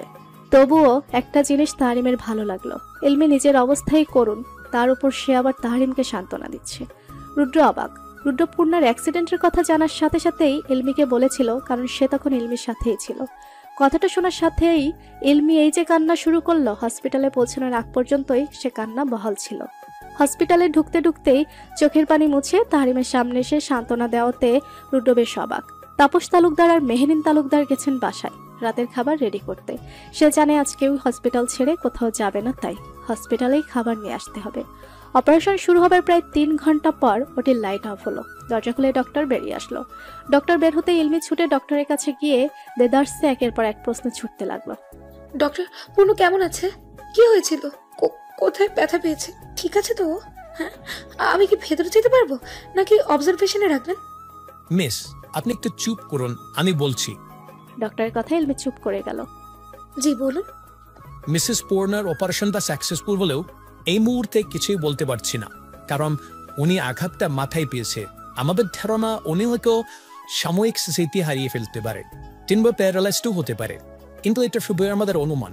এমনটা লাও হতে পারে, তবে খোদার অশেষ রহমতে দুজনে বেঁচে আছে। রুদ্র খানিকটা এগিয়ে এসে বলল, দুইজন মানে? ডক্টর ভুরু কুচকে রুদ্রের দিকে তাকিয়ে বলল, কেন আপনারা জানেন না মিসেস তালুকদার প্রেগনেন্ট? রুদ্র চোখ বড় বড় করে ইলমির দিকে তাকালো। ইলমি যেন ডক্টরের কথা শুনতেই পেল না, এমন ভাবে রুদ্রের দিকে তাকালো। রুদ্র পেছনে তাকিয়ে দেখে তাহরিম এক দৃষ্টিতে সামনের দিকে তাকিয়ে আছে, আর তানজিম মুখে হাত দিয়ে চোখ বড় বড় করে রুদ্রের দিকে তাকালো। তাহরিমকে ধাক্কা দিয়ে বলল, খুশিতে চিৎকার দিয়ে বলল, ভাইয়া শুনছিস, আমি চাচ্চু হব, ছোট ছোট হাত পা নাড়িয়ে খেলবে আর আমি কাঁধে তুলে দৌড়াবো। তানজিম লাফিয়ে উঠে বলল, আমি চাচ্চু হব। মাথায় বেশ চিনচিনে ব্যথা অনুভূত হচ্ছে, যা ঘুমের মাঝেই অনুভব করতে পারছিলাম। হঠাৎ মনে হলো মন্ত্রী সাহেবের কথা। উনি কোথায়? ঠিক আছেন তো? কিছু মানুষের মাঝে মাঝেই এমন অনুভব হয়, যা সে ঘুমের আগে দেখে ঘুমায়। কোনো কাহিনী কিংবা ঘটনা তার রেশটা ঘুমের মধ্যেও থাকে, আবার ঘুম থেকে জাগার পরেও কিছুক্ষণ থাকে, পরবর্তীতে আস্তে আস্তে সবটা ঠিক হয়ে যায়। উনি কোথায়? কথাটা মাঝে মাঝে প্রেশার পড়তেই আরো বেশি ব্যথা শুরু হলো। কপাল কুঁচকে চোখ খোলা রাখার চেষ্টা করছি, শরীরে তো বিন্দু পরিমাণ শক্তি অবশিষ্ট নেই, তবুও মনের জোরে চেষ্টা চালালাম। পিটপিট করে চোখ খুলে তাকালাম। চোখের সামনে মন্ত্রী সাহেবকে এক ঝলক দেখেই মন শান্ত হয়ে গেল, তবে ওনাকে দেখা মাত্রই মনে যতটা শান্ত হয়েছে তার চেয়েও বেশি অশান্ত হয়ে উঠলো। একই অবস্থা তার, চোখ দুটো অসম্ভব লাল হয়ে ফুলে আছে। মনে হচ্ছে কত রাত, নির্ঘুম রাত কাটিয়েছে সে। আচ্ছা, উনি কি কান্না করেছে? তাহলে চোখ খোলা কেন? পাঞ্জাবের উপরের সবগুলো বোতাম খোলা, আর চুল সেটা তো উস্কো খুস্কো হয়ে আছে। নিজের প্রতি এত অযত্ন কেন তার? নিজের অবস্থান বুঝতে পেরে এদিক ওদিক তাকাতে গিয়ে খেয়াল হলো মাথাটা বেশ ভারী লাগছে। মনে হচ্ছে মাথার উপর 10 কেজি ভরের কিছু চাপানো। হাত নাড়াতে গিয়ে দেখলাম এক হাতে ক্যানোলা করা, স্যালাইন জ্বলছে। অন্য হাতে মাথায় হাত দিতেই হাতেও ব্যান্ডেজ দেখতে পেলাম, সাথে মাথায়ও ব্যান্ডেজের অস্তিত্ব খুঁজে পেলাম। চুল মনে হয় একটাও নেই আর। তবে চুলের জন্য আফসোস হলো না কেন যেন। বেঁচে আছি এই ঢের, তার উপর আমার সামনে মন্ত্রী সাহেব জীবিত এবং সুস্থ আছেন। এর চেয়ে বেশি পাওয়ার আর কি আছে? আমাকে চোখ খুলতে দেখে সোফায় বসেই উনি একদৃষ্টিতে আমার দিকে তাকিয়ে আছে, একটু নড়চড়ও করছে না। অবাক হলাম। আচ্ছা, উনি কি রেগে আছেন আমার উপর? মুখ খুললাম কথা বলার জন্য, কিন্তু আফসোস। অক্সিজেন মাস্ক লাগানো মুখে, এক হাত দিলাম অক্সিজেন মাস্কের উপর সরাবো বলে, কিন্তু তখনই কানে ভেসে আসলো কারো গম্ভীর কণ্ঠ, খবরদার মাস্কে হাত দিবে না মিফতাহুল পূর্ণা। হাত থেমে গেল আমার। ধীরে ধীরে তাকালাম তার দিকে। রাগে নাকের পাটা ফুলে আছে, পারছে না আমার বিছানা থেকে উঠিয়ে একটা ঢিল দিতে। আমি ঢোক গিললাম। একদম মাস্ক খোলার চেষ্টা করবে না, তাহলে খুব খারাপ হয়ে যাবে। হঠাৎ দরজা দিয়ে একজন ডক্টর আর একজন নার্স প্রবেশ করলো ভেতরে। তারিমকে দেখে ডক্টর কুশল বিনিময় করলো। Good morning doctor. Good morning young man, তোমার ওয়াইফ এখন কেমন? উনি এক পলক আমার দিকে তাকিয়ে ডক্টরের দিকে তাকালেন। মাত্রই জ্ঞান ফিরল। ডক্টর হাসি মুখে আমার দিকে তাকিয়ে বলল, ইনশাল্লাহ ঠিক হয়ে যাবে, চিন্তার কোনো কারণ নেই। উনি সোফায় বসে মোবাইল দেখায় ব্যস্ত হয়ে আমার দিকে ডক্টর এগিয়ে এসে মুচকি হেসে বলল, এখন কেমন লাগছে ভালো? আমি মাথা দিয়ে ইশারা করলাম, মানে ভালো লাগছে। গুড। নার্সের দিকে ঘুরে তাকাতে উদ্দেশ্য করে বলল, যা যা মেডিসিন আছে সেগুলো খাও, আর অক্সিজেন মাস্কটা খুলে ড্রেসটা চেঞ্জ করে দিও। নার্সটা মাথা দোলালো। ঠিক আছে স্যার। আর ওনার সকল দায়িত্ব আপনার, ভালোভাবে যত্ন করবেন। নার্স এক পলক মন্ত্রী সাহেবের দিকে তাকিয়ে পুনরায় ডক্টরের দিকে তাকিয়ে আমতা আমতা করে বলল, জি স্যার, অবশ্যই। নার্সের অবস্থা দেখে ডক্টর হাসলো, যা আমার চোখ এড়ালো না। বুঝলাম না কিছুই। আমার কেন জানি মনে হচ্ছে নার্সটা মন্ত্রী সাহেব কোনোভাবে ভয় পাচ্ছে। ডক্টর চলে যেতে নার্সটা আমার কাছে আসলো। আমি খুঁটিয়ে খুঁটিয়ে দেখতে লাগলাম তাকে। বয়সটা কত আর হবে, এই 25-26। চোখে মুখে একটা চটপটে ভাব। এটা ভালো লাগলো, কিন্তু পরবর্তী সোফায় বসে থাকা মন্ত্রী সাহেবের দিকে চোরা চোখে বেশ কয়েকবার তাকালো, যা আমার মোটেও ভালো লাগলো না। আমি ভ্রু কুচকে তাকালাম তার দিকে। এটা এগিয়ে এসে অক্সিজেন অফ করে আমার অক্সিজেন মাস্কটা খোলার সাথে সাথে বলে উঠলাম, বিয়ে হয়েছে তোমার? মেয়েটা অবাক চোখে বড় বড় করে আমার দিকে তাকিয়ে অবাক হয়ে বলল, হ্যাঁ। আমি ধীরে ধীরে বললাম, বিয়ে হয়েছে তোমার? মেয়েটা অবাক হয়েই উত্তর দিল, বিয়ে হয়েছে। যখন আরেকজনের জামাইয়ের দিকে চোরা চোখে কেন তাকাও? মেয়েটা অবাকের চরম পর্যায়ে গিয়ে বলল, হ্যাঁ। আমি বেশ বিরক্ত হলাম। মেয়েটা কি হ্যাঁ ছাড়া কিছু বলতে পারে না নাকি? আজব। আর কি হ্যাঁ হ্যাঁ করছো? বললাম তোমার বিয়ে হয়ে গেছে, কয়েকদিন পর হালিয়ালি বাচ্চা মা হবে। এখন অন্যদের জামাইয়ের দিকে নজর দাও কেন? এটা মোটেও ভালো না। আর না আমি ভালো মেয়ে। আমার জামাইয়ের দিকে আরেকবার যদি তাকাও, আমি পাশের বেডটা তোমার নামে করে দিবা, একদম বলে দিলাম।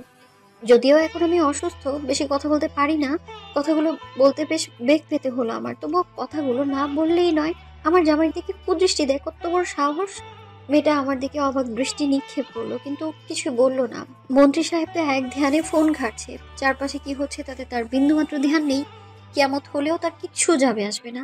মেয়েটা মন্ত্রী সাহেবের সামনে গিয়ে আমতা আমতা করে বলল, স্যার, আপনি যদি একটু বাহিরে যেতেন। কারো কণ্ঠ শুনতে পেয়ে চোখ তুলে তাকালো তাহরিম। ভুরু কুচকে বলল, কেন? না মানে আপুর ড্রেস চেঞ্জ করাবো তো, তাই। তো করান চেঞ্জ, আমি কি আপনার হাত বেঁধে রেখেছি? মেয়েটা বেশ হকচকিয়ে উঠলো, আমতা আমতা করে বলল, না মানে না গেলে চেঞ্জ করাবো কি করে? বউ আমার, তার মানে বউয়ের সব আমার। আমার সামনে চেঞ্জ করতে তো প্রবলেমের কিছু দেখছি না। নার্স মেয়েটা এবার কাঁদো কাঁদো দৃষ্টিতে আমার দিকে তাকালো। নার্স বিলাই, ছেড়ে দে মা, কেঁদে বাঁচি। এই দুই পাগলের মধ্যে আমিই কেন পড়লাম? দুনিয়ায় কি আর কোনো নার্স ছিল না? Y me? মেয়েটার অবস্থা দেখে এবার আমারই হাসি পাচ্ছে। আরে বেচারি।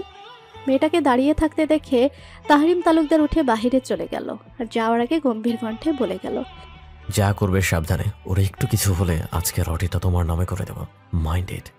মেয়েটা ঢুক গেল। একজনের পাশের বেড আর একজনের ওটি। তাকে মারার এত ষড়যন্ত্র করে কেন এরা? মেয়েটা আমার কাছে এসে মাথাটা আলতো হাতে ধরে উঠে বসিয়ে চেঞ্জ করে আবার শুইয়ে দিল। মেয়েটা আমার পাশে দাঁড়িয়ে উসকুস করতে করতে বলল, আপু একটা কথা বলি। আমি মাথা নেড়ে সায় জানালাম। আমি না এতক্ষণ যাবৎ ভাবছিলাম এমন একটা হাফ পাগল আর সাইকো মানুষের সাথে একটা মেয়ে কি করে থাকতে পারে। উনি কিনা বর্তমান তরুণ সমাজের আইডল। আপনার স্বামী একখান মানুষই আপু। বাপরে বাপ, আপনাকে যখন হাসপাতালে নিয়ে আসছিল তখন উনি হুঁশে ছিলেন না, মাথায় হালকা চোট পেয়েছিলেন। যখনই ওনার জ্ঞান ফিরল তখন থেকেই শুরু হলো ওনার পাগলামি। আবার কাঁদতে কাঁদতে জ্ঞান হারাবার দশা, আবার রাগে হসপিটাল জ্বালিয়ে দেওয়ার হুমকি। আমাদের ডাক্তাররাও ভয় ভয়ে ছিল কখন জানি পুরো হসপিটালটাই জ্বালিয়ে দেয়, কারণ ওনার একটা ইশারাই যথেষ্ট। কিন্তু যখনই আপনাকে দেখেছি আমার ধারণা পুরোপুরি ভাবে পাল্টে গেল। আসলে আল্লাহ বুঝে শুনেই জুড়ি মেলান। বলেই মেয়েটা চলে গেল। আর আমি শুয়ে শুয়ে মেয়েটার কথা ভাবছি, আচ্ছা মেয়েটা কি কোনোভাবে আমাকে অপমান করে গেল? এই যে মন্ত্রী সাহেব, কথা বলছেন না কেন আমার সাথে?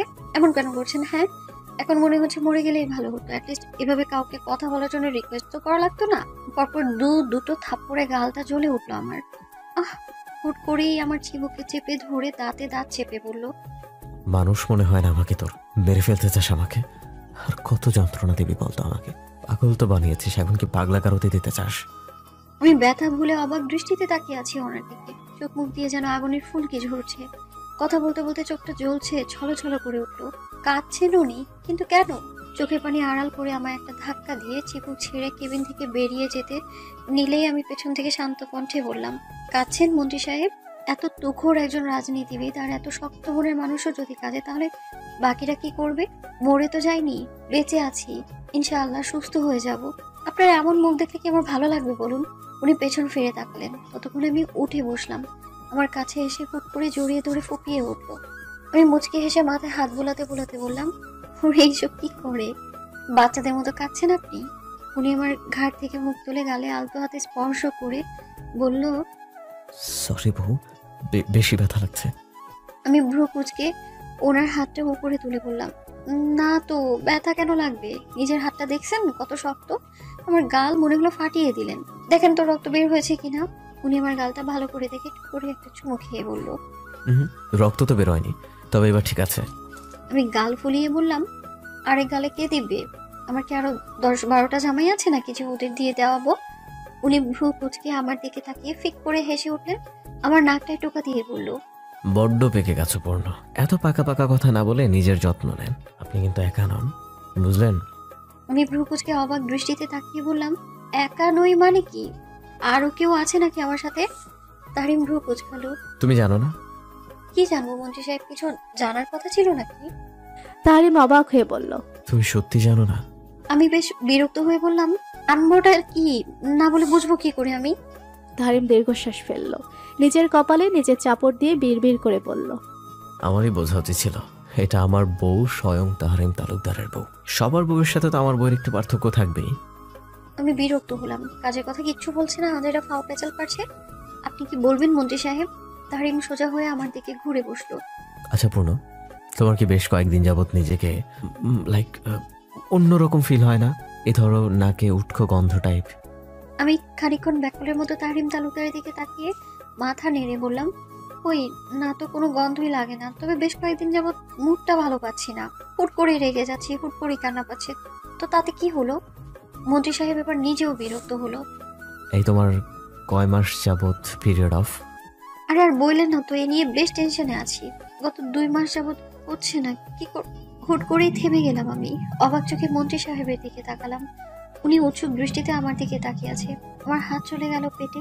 আমি অবাক দৃষ্টিতে ওনার দিকে তাকিয়ে ইশারা করলাম, আমি যা ভাবছি তাই। উনি হেসে উঠলেন। আমি ছলো ছলো চোখে তাকিয়ে আছি ওনার দিকে। আমার এত এত কথার ঝুলি যেন মুহূর্তেই ফাঁকা হয়ে গেছে। কথাগুলো যেন ভেতর থেকে দলা পাকিয়ে আসছে। বুকের মাঝে যেন সমুদ্রের উত্তাল ঢেউয়ের আওয়াজ শুনতে পাচ্ছি। এ কি তাহলে প্রথম মা হওয়ার অনুভূতি? আমি মাথা নিচু করে আছি। কি হলো পূর্ণ, কিছু বলো। খুশি হওনি তুমি? চোখ তুলে তাকালাম। কিছু বললেন? আমার শান্ত কণ্ঠ। বললাম কিছু বলো। কি বলবো? আমি কি সত্যি প্রেগনেন্ট?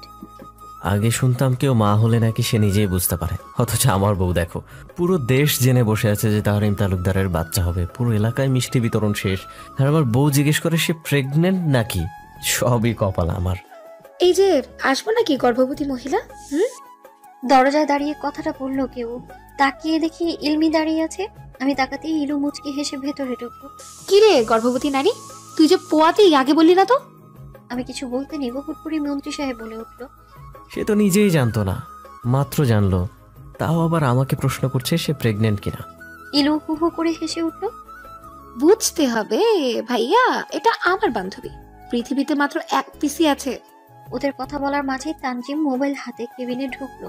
পাশে চোখে চশমা পরা একটা মেয়ে। কেমন আছো আমার ভাতিজার আম্মু? আমি তানজিমের দিকে তাকালাম। তুমি কি করে বুঝলে যে ভাতিজাই হবে? ভাতিজিও তো হতে পারে। তানজিম তাহরিমের হাতে একটা ভিডিও অন করে মোবাইলটা দিয়ে সিটে বসতে বসতে বলল, রক্তের টান বুঝো তো, আর বাচ্চার চাচার মন কখনো ভুল বলে না ভাবিজান। আমার ভাতিজাই হবে, ওকে নিয়ে খেলবো, ঘুরাবো আর মেয়ে পটাবো। দুই চাচা ভাতিজা মিলে মেয়েদের পিছনে লাইন মারবো। ও আচ্ছা এই ব্যাপার। কিন্তু আমি তো মেয়ে চাই, ঠিক আমার মতো শান্ত শিষ্ট নম্র ভদ্র রুচিশীল ইনোসেন্ট একটা মেয়ে। আমার কথা শুনে ইলমির কাশি উঠে গেল। কোনোভাবেই কাশি থামিয়ে বলল, তুই ইনোসেন্ট আর এটাও বিশ্বাসযোগ্য তুই শান্ত? হাউ ফানি ইয়ার, টুডেজ বেস্ট জোকস। আমি বিরক্তির দৃষ্টিতে ইলুর দিকে তাকিয়ে বললাম, তুই চুপ থাক, বেশি কথা বলিস তুই। আমি দরজার পাশে দাঁড়িয়ে থাকা মেয়েটার দিকে তাকালাম। ওকে, তোমার ভবিষ্যৎ যা। তানজিম কিছু বলার আগেই তাহরিম মোবাইলের উপর দৃষ্টি নিবদ্ধ রেখেই বলল। আমি মেয়েটাকে উদ্দেশ্য করে বললাম, এই যে হবুজা, এদিকে এসো। মেয়েটা আমার কাছে এলো। নাম কি তোমার? মেয়েটা এক হাতে চশমা ঠিক করতে করতে বলল, মাহবুবা রহমান। মেয়েটা শান্ত এবং ধীর কণ্ঠ। কোন ইয়ার? সেকেন্ড। কোন সাবজেক্টে আছো? ইংরেজি লেকচারার। বাহ, বেশ ভালো তো। আমার যা হিসেবে তোমায় বেশ পছন্দ হয়েছে, তুমি পাস। তানজিম মেহবুবার উদ্দেশ্যে বলল, ঘরের কীর্তি যখন তোমাকে পাস মার্ক দিয়েছে, তার মানে তোমার চাকরি কনফার্ম। বলেই হেসে উঠলো, সাথে আমি আর ইলমিও। মেয়েটা বেশ লজ্জা পেল, বোঝাই যাচ্ছে বেশ লাজুক স্বভাবের। আমি উঁকি দিয়ে তাহরিম তালুকদারের কি ভিডিও দেখছে তা দেখার চেষ্টা করলাম। উনি খবর দেখছেন, যেখানে ওই দিনের চক্রান্তের কাহিনীটা সুস্পষ্টভাবে দেখানো হচ্ছে, আর আনোয়ার হোসেনের জবানবন্দি, যেখানে সে নিজেই স্বীকার করেছে যে ওই দিনের অ্যাক্সিডেন্টের কাজটা ওনারই। আদালতের ঘোষণা অনুযায়ী অ্যাটেম্পট মার্ডার কেসে তার উপর একজন স্বনামধন্য রাজনীতিবিদ আর বর্তমান মন্ত্রীকে মারার ইচ্ছা পোষণ করার কারণে যাবজ্জীবন কারাদণ্ড দেওয়া হয়েছে। উনি ভিডিও অফ করে ঘাড় ঘুরিয়ে আমার দিকে তাকালো। আমি চোখ দুটো ছোট ছোট করে ওনার দিকে তাকিয়ে আছি। কি হয়েছে, এভাবে তাকিয়ে আছো কেন?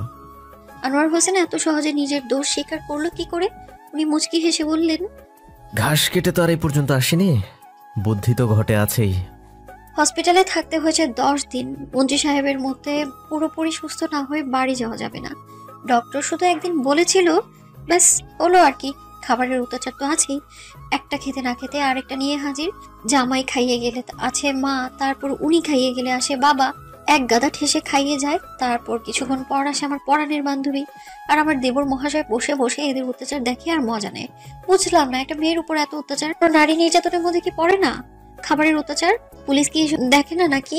দেখতে দেখতে প্রেগনেন্সির 8 মাস পেরিয়ে 9 মাসে পড়লো। সপ্তাহখানিক হলো, আর সপ্তাহখানিক পরই ডেলিভারি ডেট দেয়া হয়েছে।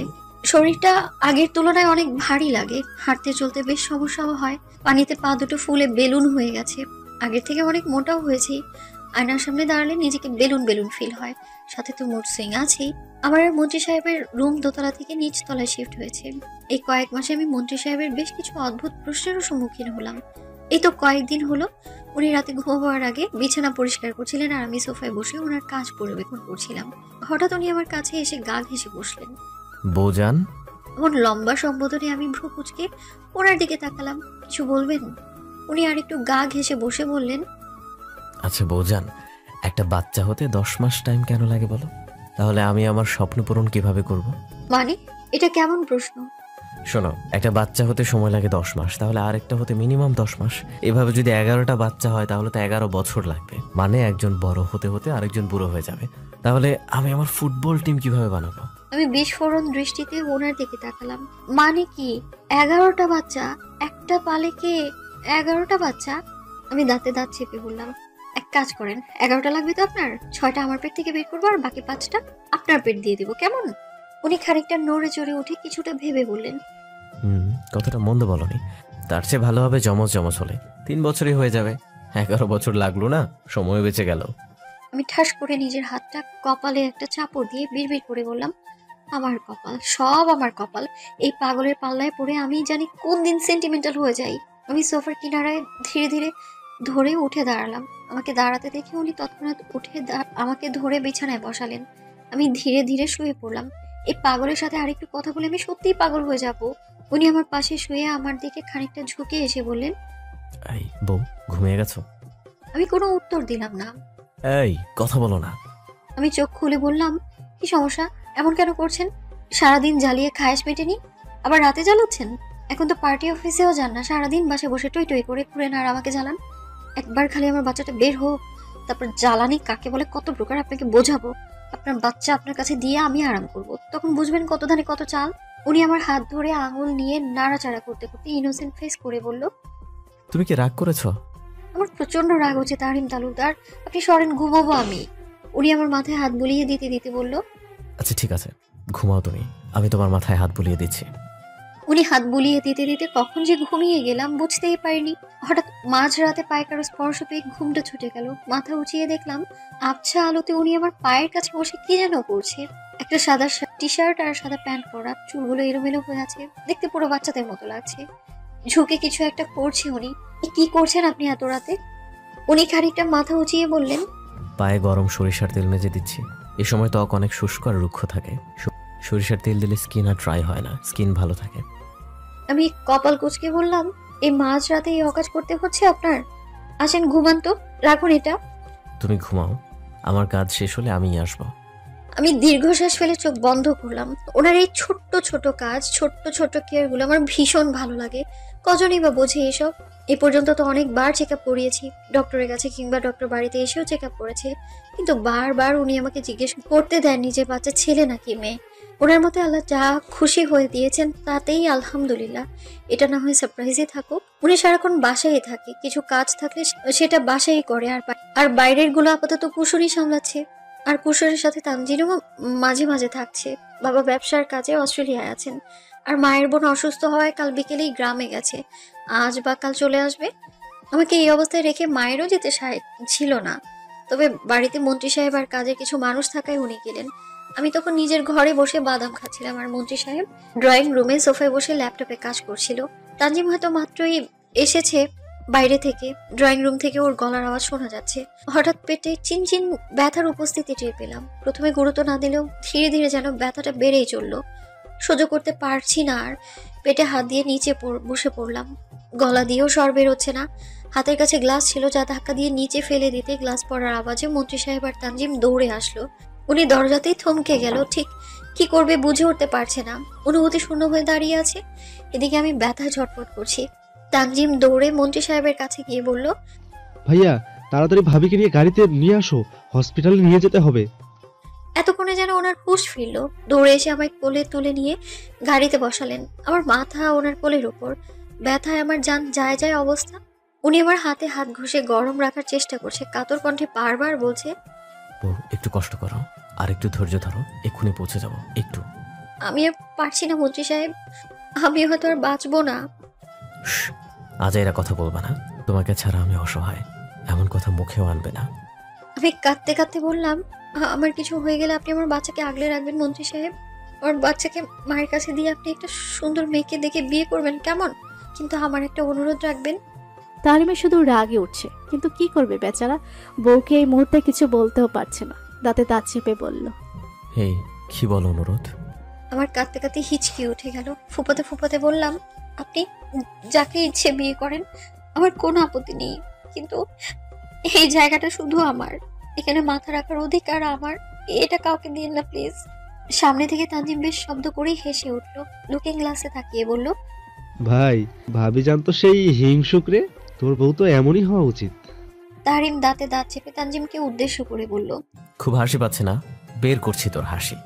আমার বাচ্চার সবগুলো ডাইপার তোরে দিয়ে পরিষ্কার করাবো, দাঁড়া। তানজিমের মুখটা চুপসে গেল এক নিমিষে। এই না না ভাই, আমি আর কিছু বলবো না। বলেই তানজিম চুপ করে গেল। প্রায় 10 মিনিটের মাথায় তারা হসপিটালে পৌঁছালো। তানজিম আগেই ফোন করে ওটি রেডি রাখতে বলেছিল, যার জন্য হসপিটালে পৌঁছাতেই আমাকে নিয়ে ওটিতে ঢুকে গেল। ওটির দরজা বন্ধ হয়ে গেল। তারিম বাইরে মাথা নিচু করে বসে আছে। তানজিম ওর পাশেই বসে আছে। মীরাকে ফোন করা হয়েছে, আর কিছুক্ষণের মধ্যেই চলে আসবে। মেহেরিন শিকদারও রওনা দিয়ে দিয়েছেন। ভাইয়া টেনশন করিস না, দেখবি মা আর বাচ্চা দুইজনই সুস্থ। প্রায় 4 বছর পর রাত প্রায় 8টা। তারিম এখনো বাড়ির বাইরে।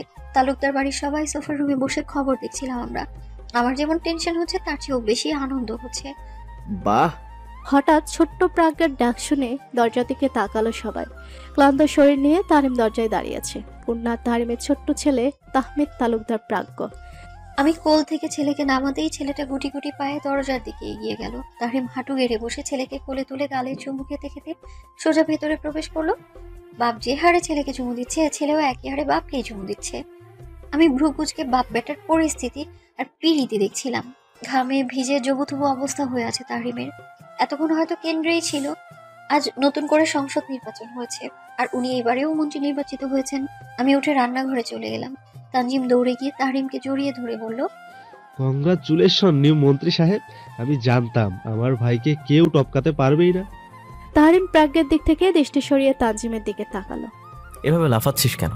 বিয়ে করেছিস, কয়দিন পর বাচ্চার বাপ হবি, এখনো তো লাফানো যায় না? তানজিম ভুরু কুচকে তারিমের দিকে তাকিয়ে বলল, বিয়াই হয়ে আমি তোমার সম্মান দিয়ে কথা বলো, আর দরকার হলে বাপ বেটি মিল্লাফ লাফামু, শত হোক।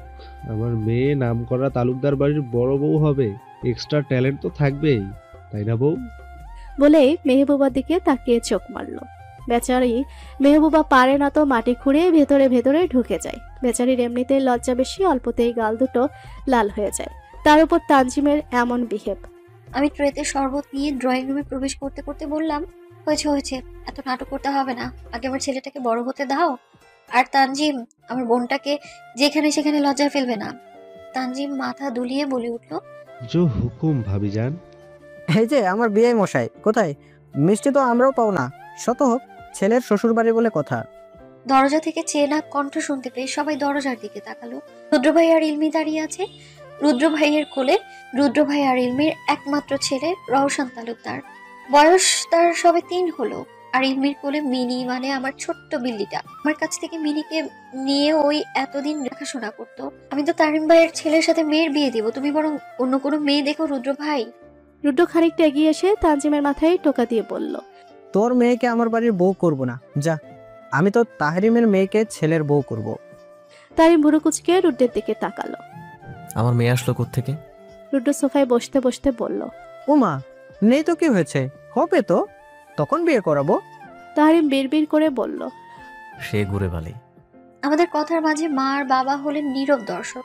আমি একে একে মা, বাবা, তানজিম, মেহবুবা, রুদ্র ভাই, ইলমিকে শরবত দিলাম।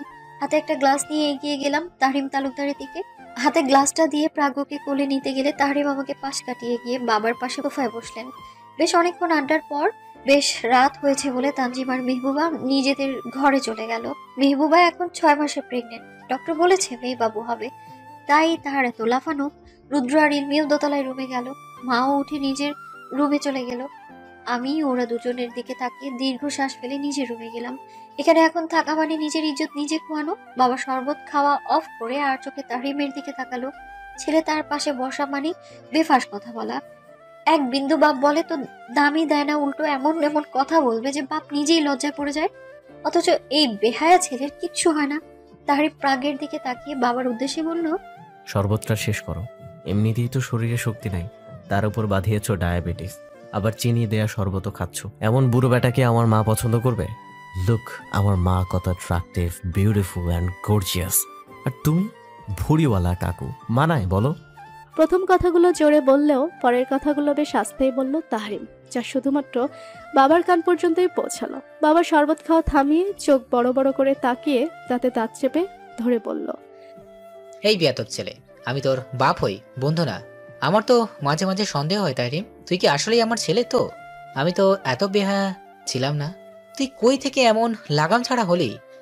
তাহরিম বাবার কানের কাছে গিয়ে ফিসফিস করে বলল, আমি কার ছেলে সেটা তো আমার থেকে ভালো তোমার জানার কথা mister Tapas Talukdar, but I have a deep question. Tapas Talukdar ভুরু কুচকে ছেলের দিকে তাকালো। কি?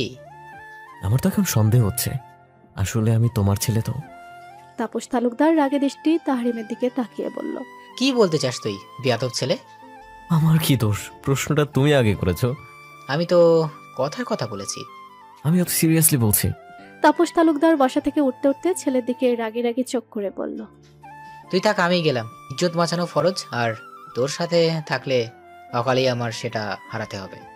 তাহারিমা বসা থেকে দাঁড়াতে দাঁড়াতে বলল, ছি মিস্টার তালুকদার, একজন বিশিষ্ট সমাজসেবক, গুণী একজন মানুষ, রাজনৈতিক ব্যক্তিত্ব, ইনোসেন্ট একটা ছেলেকে আপনি এত বড় অপবাদ দিতে পারলেন? আপনার ঠোঁটে মুখে বাজলো না আমি আপনার ইজ্জত নিয়ে টানাটানি করি? ছি ছি ছি ছি ছি। এই শোন তাহরিম, তুই আমার বাপ না, আমি তোর বাপ। একটা মানুষ এত অভিনয় কিভাবে করতে পারে? How is this possible? Tarim serious হবার ভান করে বলল, বাবা বল। তোমার আরেকটা নাতনি দরকার না? একটা হয়েও যেন ঘরটা কেমন ফাঁকা ফাঁকা লাগে। আচ্ছা, আর একটা কাজ করো, প্রাজ্ঞকে তুমি রাখো। বলে প্রাজ্ঞকে তাপস তালুকদারের কোলে দিয়ে সিঁড়ি উঠতে উঠতে বলল, বাবা প্রাজ্ঞ, আজ তুমি তোমার দাদা ভাই। বাবা প্রাজ্ঞ, আজ তুমি তোমার দাদা ভাইয়ের কাছেই থাকো, আমি বরং তোমার খেলার সাথে আনা ট্রাই করি, কেমন? প্রাজ্ঞ বাপের কথা কি বুঝলো জানা নেই, তবে মাথা হেলিয়ে দাদার কাঁধে রাখলো। মানুষে দাদার সাথেই থাকবে। তারিম হাসলো। ছেলেটা হয়েছে একদম বাপের বাধ্যগত, বাপ যা বলে তাই। তারিম তাপস তালুকদারের উদ্দেশ্যে একটা ফ্লাইং কিস দিয়ে সিঁড়ি বেয়ে নিজের রুমে চলে গেল। বেচারা তাপস তালুকদারের কিছু বলার ভাষা নেই। প্রাজ্ঞের দিকে তাকিয়ে বলল, দোয়া করি ভাই, তুই যেন তোর বাপের মতো হোস। তোর বাপ যেমনটা জীবন আমাকে জ্বালালো, তুইও তোর বাপকে জ্বালাবি। বলেই নাতিকে নিয়ে নিজের রুমে চলে গেল। পূর্ণ, ওই যে দেখো তোমার পেছনে তেলাপোকা। আমি ঘাড় ঘুরিয়ে তেলাপোকার দিকে না তাকিয়ে তাকালো তাহরিমের দিকে। রুকুচকে বলল, তো আমি কি করব? তারিম ভেবাচেকা খেয়ে গেল। আমতা আমতা করে বলল, না বললাম আর কি, এখন কি করবে এটাকে? আমি দীর্ঘশ্বাস ফেললাম, দাঁতে দাঁত চেপে বললাম, এক কাজ করি, তেলাপোকাটা ধরে আপনার জন্য তেলের মধ্যে দিয়ে কড়কড়ে করে ভাজি করি, আপনাকে পরিবেশন করি, কেমন? আমার কথায় তারিম হকচকিয়ে উঠল। ফলশ্রুতিতে তার কাশি উঠে গেল। তার ধারণারও বাইরে ছিল উত্তর এটা। কাশি থামিয়ে চোখ বড় বড় করে তাকালো সে। বলল, কি জঘন্য কথাবার্তা, খাটাস মেয়ে কোথাকার। আমি ডোন্ট কেয়ার ভাব নিয়ে বললাম, ইয়া আই নো, বলে বিছানা ঠিক করতে লাগলাম। তাহরিম বিড়বিড় করে বলল, আনরোমান্টিকের বস্তা একটা। আমি এমনই। তাহরিম বিছানায় বসতে বসতে বলল, কোথায় ভাবলাম তেলাপোকা দেখে ভয় পেয়ে আমাকে একটু জড়িয়ে টড়িয়ে ধরবা, না কি ঘোড়ার ডিম মার্কা কথা বলে, মোটের 26টা বাজা দিতে দূর। আমি তাহরিমের সামনে গিয়ে কোমরে হাত দিয়ে দাঁড়ালাম। শুনুন, আপনি ভুলে যাবেন না, একটার বাপ হয়েছেন, কদিন পরে ছেলের বিয়ে দেবেন। এসব রোমান্সের ভূত মাথা থেকে ঝেড়ে ফেলে বিছানা ঠিক করে দিচ্ছি, ঘুমান আপনি। বুড়ো বয়সে ভীমরতিতে পেয়েছে। তাহরিম হুট করেই আমার হাতে টান দিয়ে নিজের কোলের উপর বসিয়ে কোমর চেপে ধরে বলল, ঘরে এমন সুন্দরী আর মায়াবতী বউ থাকলে কেউ বুড়ো হয়? সবে তো একটা হলো, ডজন খানেক হোক, তারপর না হয় বয়সের কথা চিন্তা করা যাবে। আমি ভ্রুকুচকে বোনার দিকে তাকিয়ে বললাম, প্রাজ্ঞ কোথায়? উনি আমার ঘাড়ে নাক ঘষতে ঘষতে বলল, বাবার কাছে। আমি কিছু বললাম না। বউ? ওনার এমন নেশাক্ত কণ্ঠে কেঁপে উঠলাম। আজকের রাতটা আমার করে দিবা বউ? ওনার হাতটা খানিকটা আলগোছে ছাড়তেই আমি দৌড়ে বেলকুনিতে এসে দাঁড়ালাম। বুকের মাঝে কেমন যেন মন্দিরের ঘন্টার মতো বেঁচে চললো। কি ভীষণ অস্থিরতা। শ্বাস প্রশ্বাস যেন ক্রমশ পাল্লা দিয়ে ভারী হতে চললো। তাকালাম দূর ল্যাম্পপোস্টের আলোতে। উনি রুমের লাইট অফ করে আমার পেছনে এসে দাঁড়ালো। অন্ধকারে ওনার শক্তপোক্ত হাত রাখলো আমার পেটের উপর, যার শীতলতা কাপড়ের উপর থেকে টের পাচ্ছি আমি। অন্তর্দেশ কেঁপে উঠলো ক্ষণে ক্ষণে। এই কেমন বাজে অনুভূতি। আমার হাত ধরে ঘুরিয়ে নিজের দিকে ফিরিয়ে বেলকুনির রেলিং এর সাথে চেপে ধরলো। আমি মাথা নিচু করে আছি। উপরে তাকানোর সাহস কেন যেন হচ্ছে না আমার। বউ, আরে তাকাও না আমার দিকে, আমার চোখের দিকে তাকাও। না।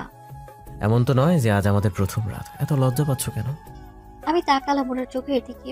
জল জল করতে থাকা চোখের মনি ওনার ভীষণ ভাবে টানে আমায়। তাকিয়ে থাকতে পারি না, চোখ জ্বালা ধরে। কিভাবে বোঝাই আমি তাকে?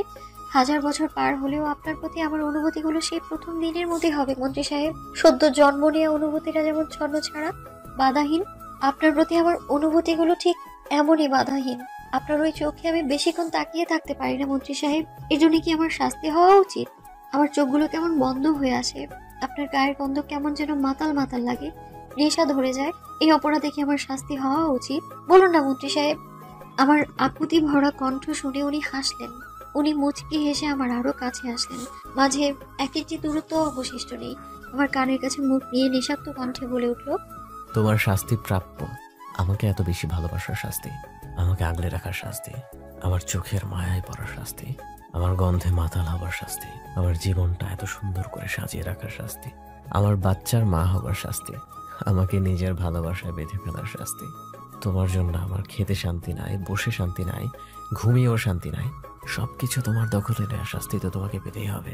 কিছুটা থেমে আর তোমার শাস্তি হলো, আমি ঘাড় ঘুরিয়ে ওনার দিকে তাকালাম। উনি মুচকি হেসে বললেন, আমার একটা প্রিন্সেস লাগবে বউ, ঠিক তোমার মতো। আমি মাথা নিচু করে আছি। উনি মাথা ঝুঁকিয়ে আমার দিকে তাকিয়ে বলল, আমি কি ধরেই নেব নীরবতা সম্মতির লক্ষ্য? উনি হুট করে আমায় কোলে তুলে নিলেন। আমি চমকে তাকালাম ওনার চোখের দিকে। কোলে তুলে রুমের দিকে হাঁটা শুরু করলো। আর ভেতরে যাব না আমরা। সুখে থাকুক মন্ত্রী সাহেব আর পূর্ণার দুষ্টু মিষ্টি সংসার।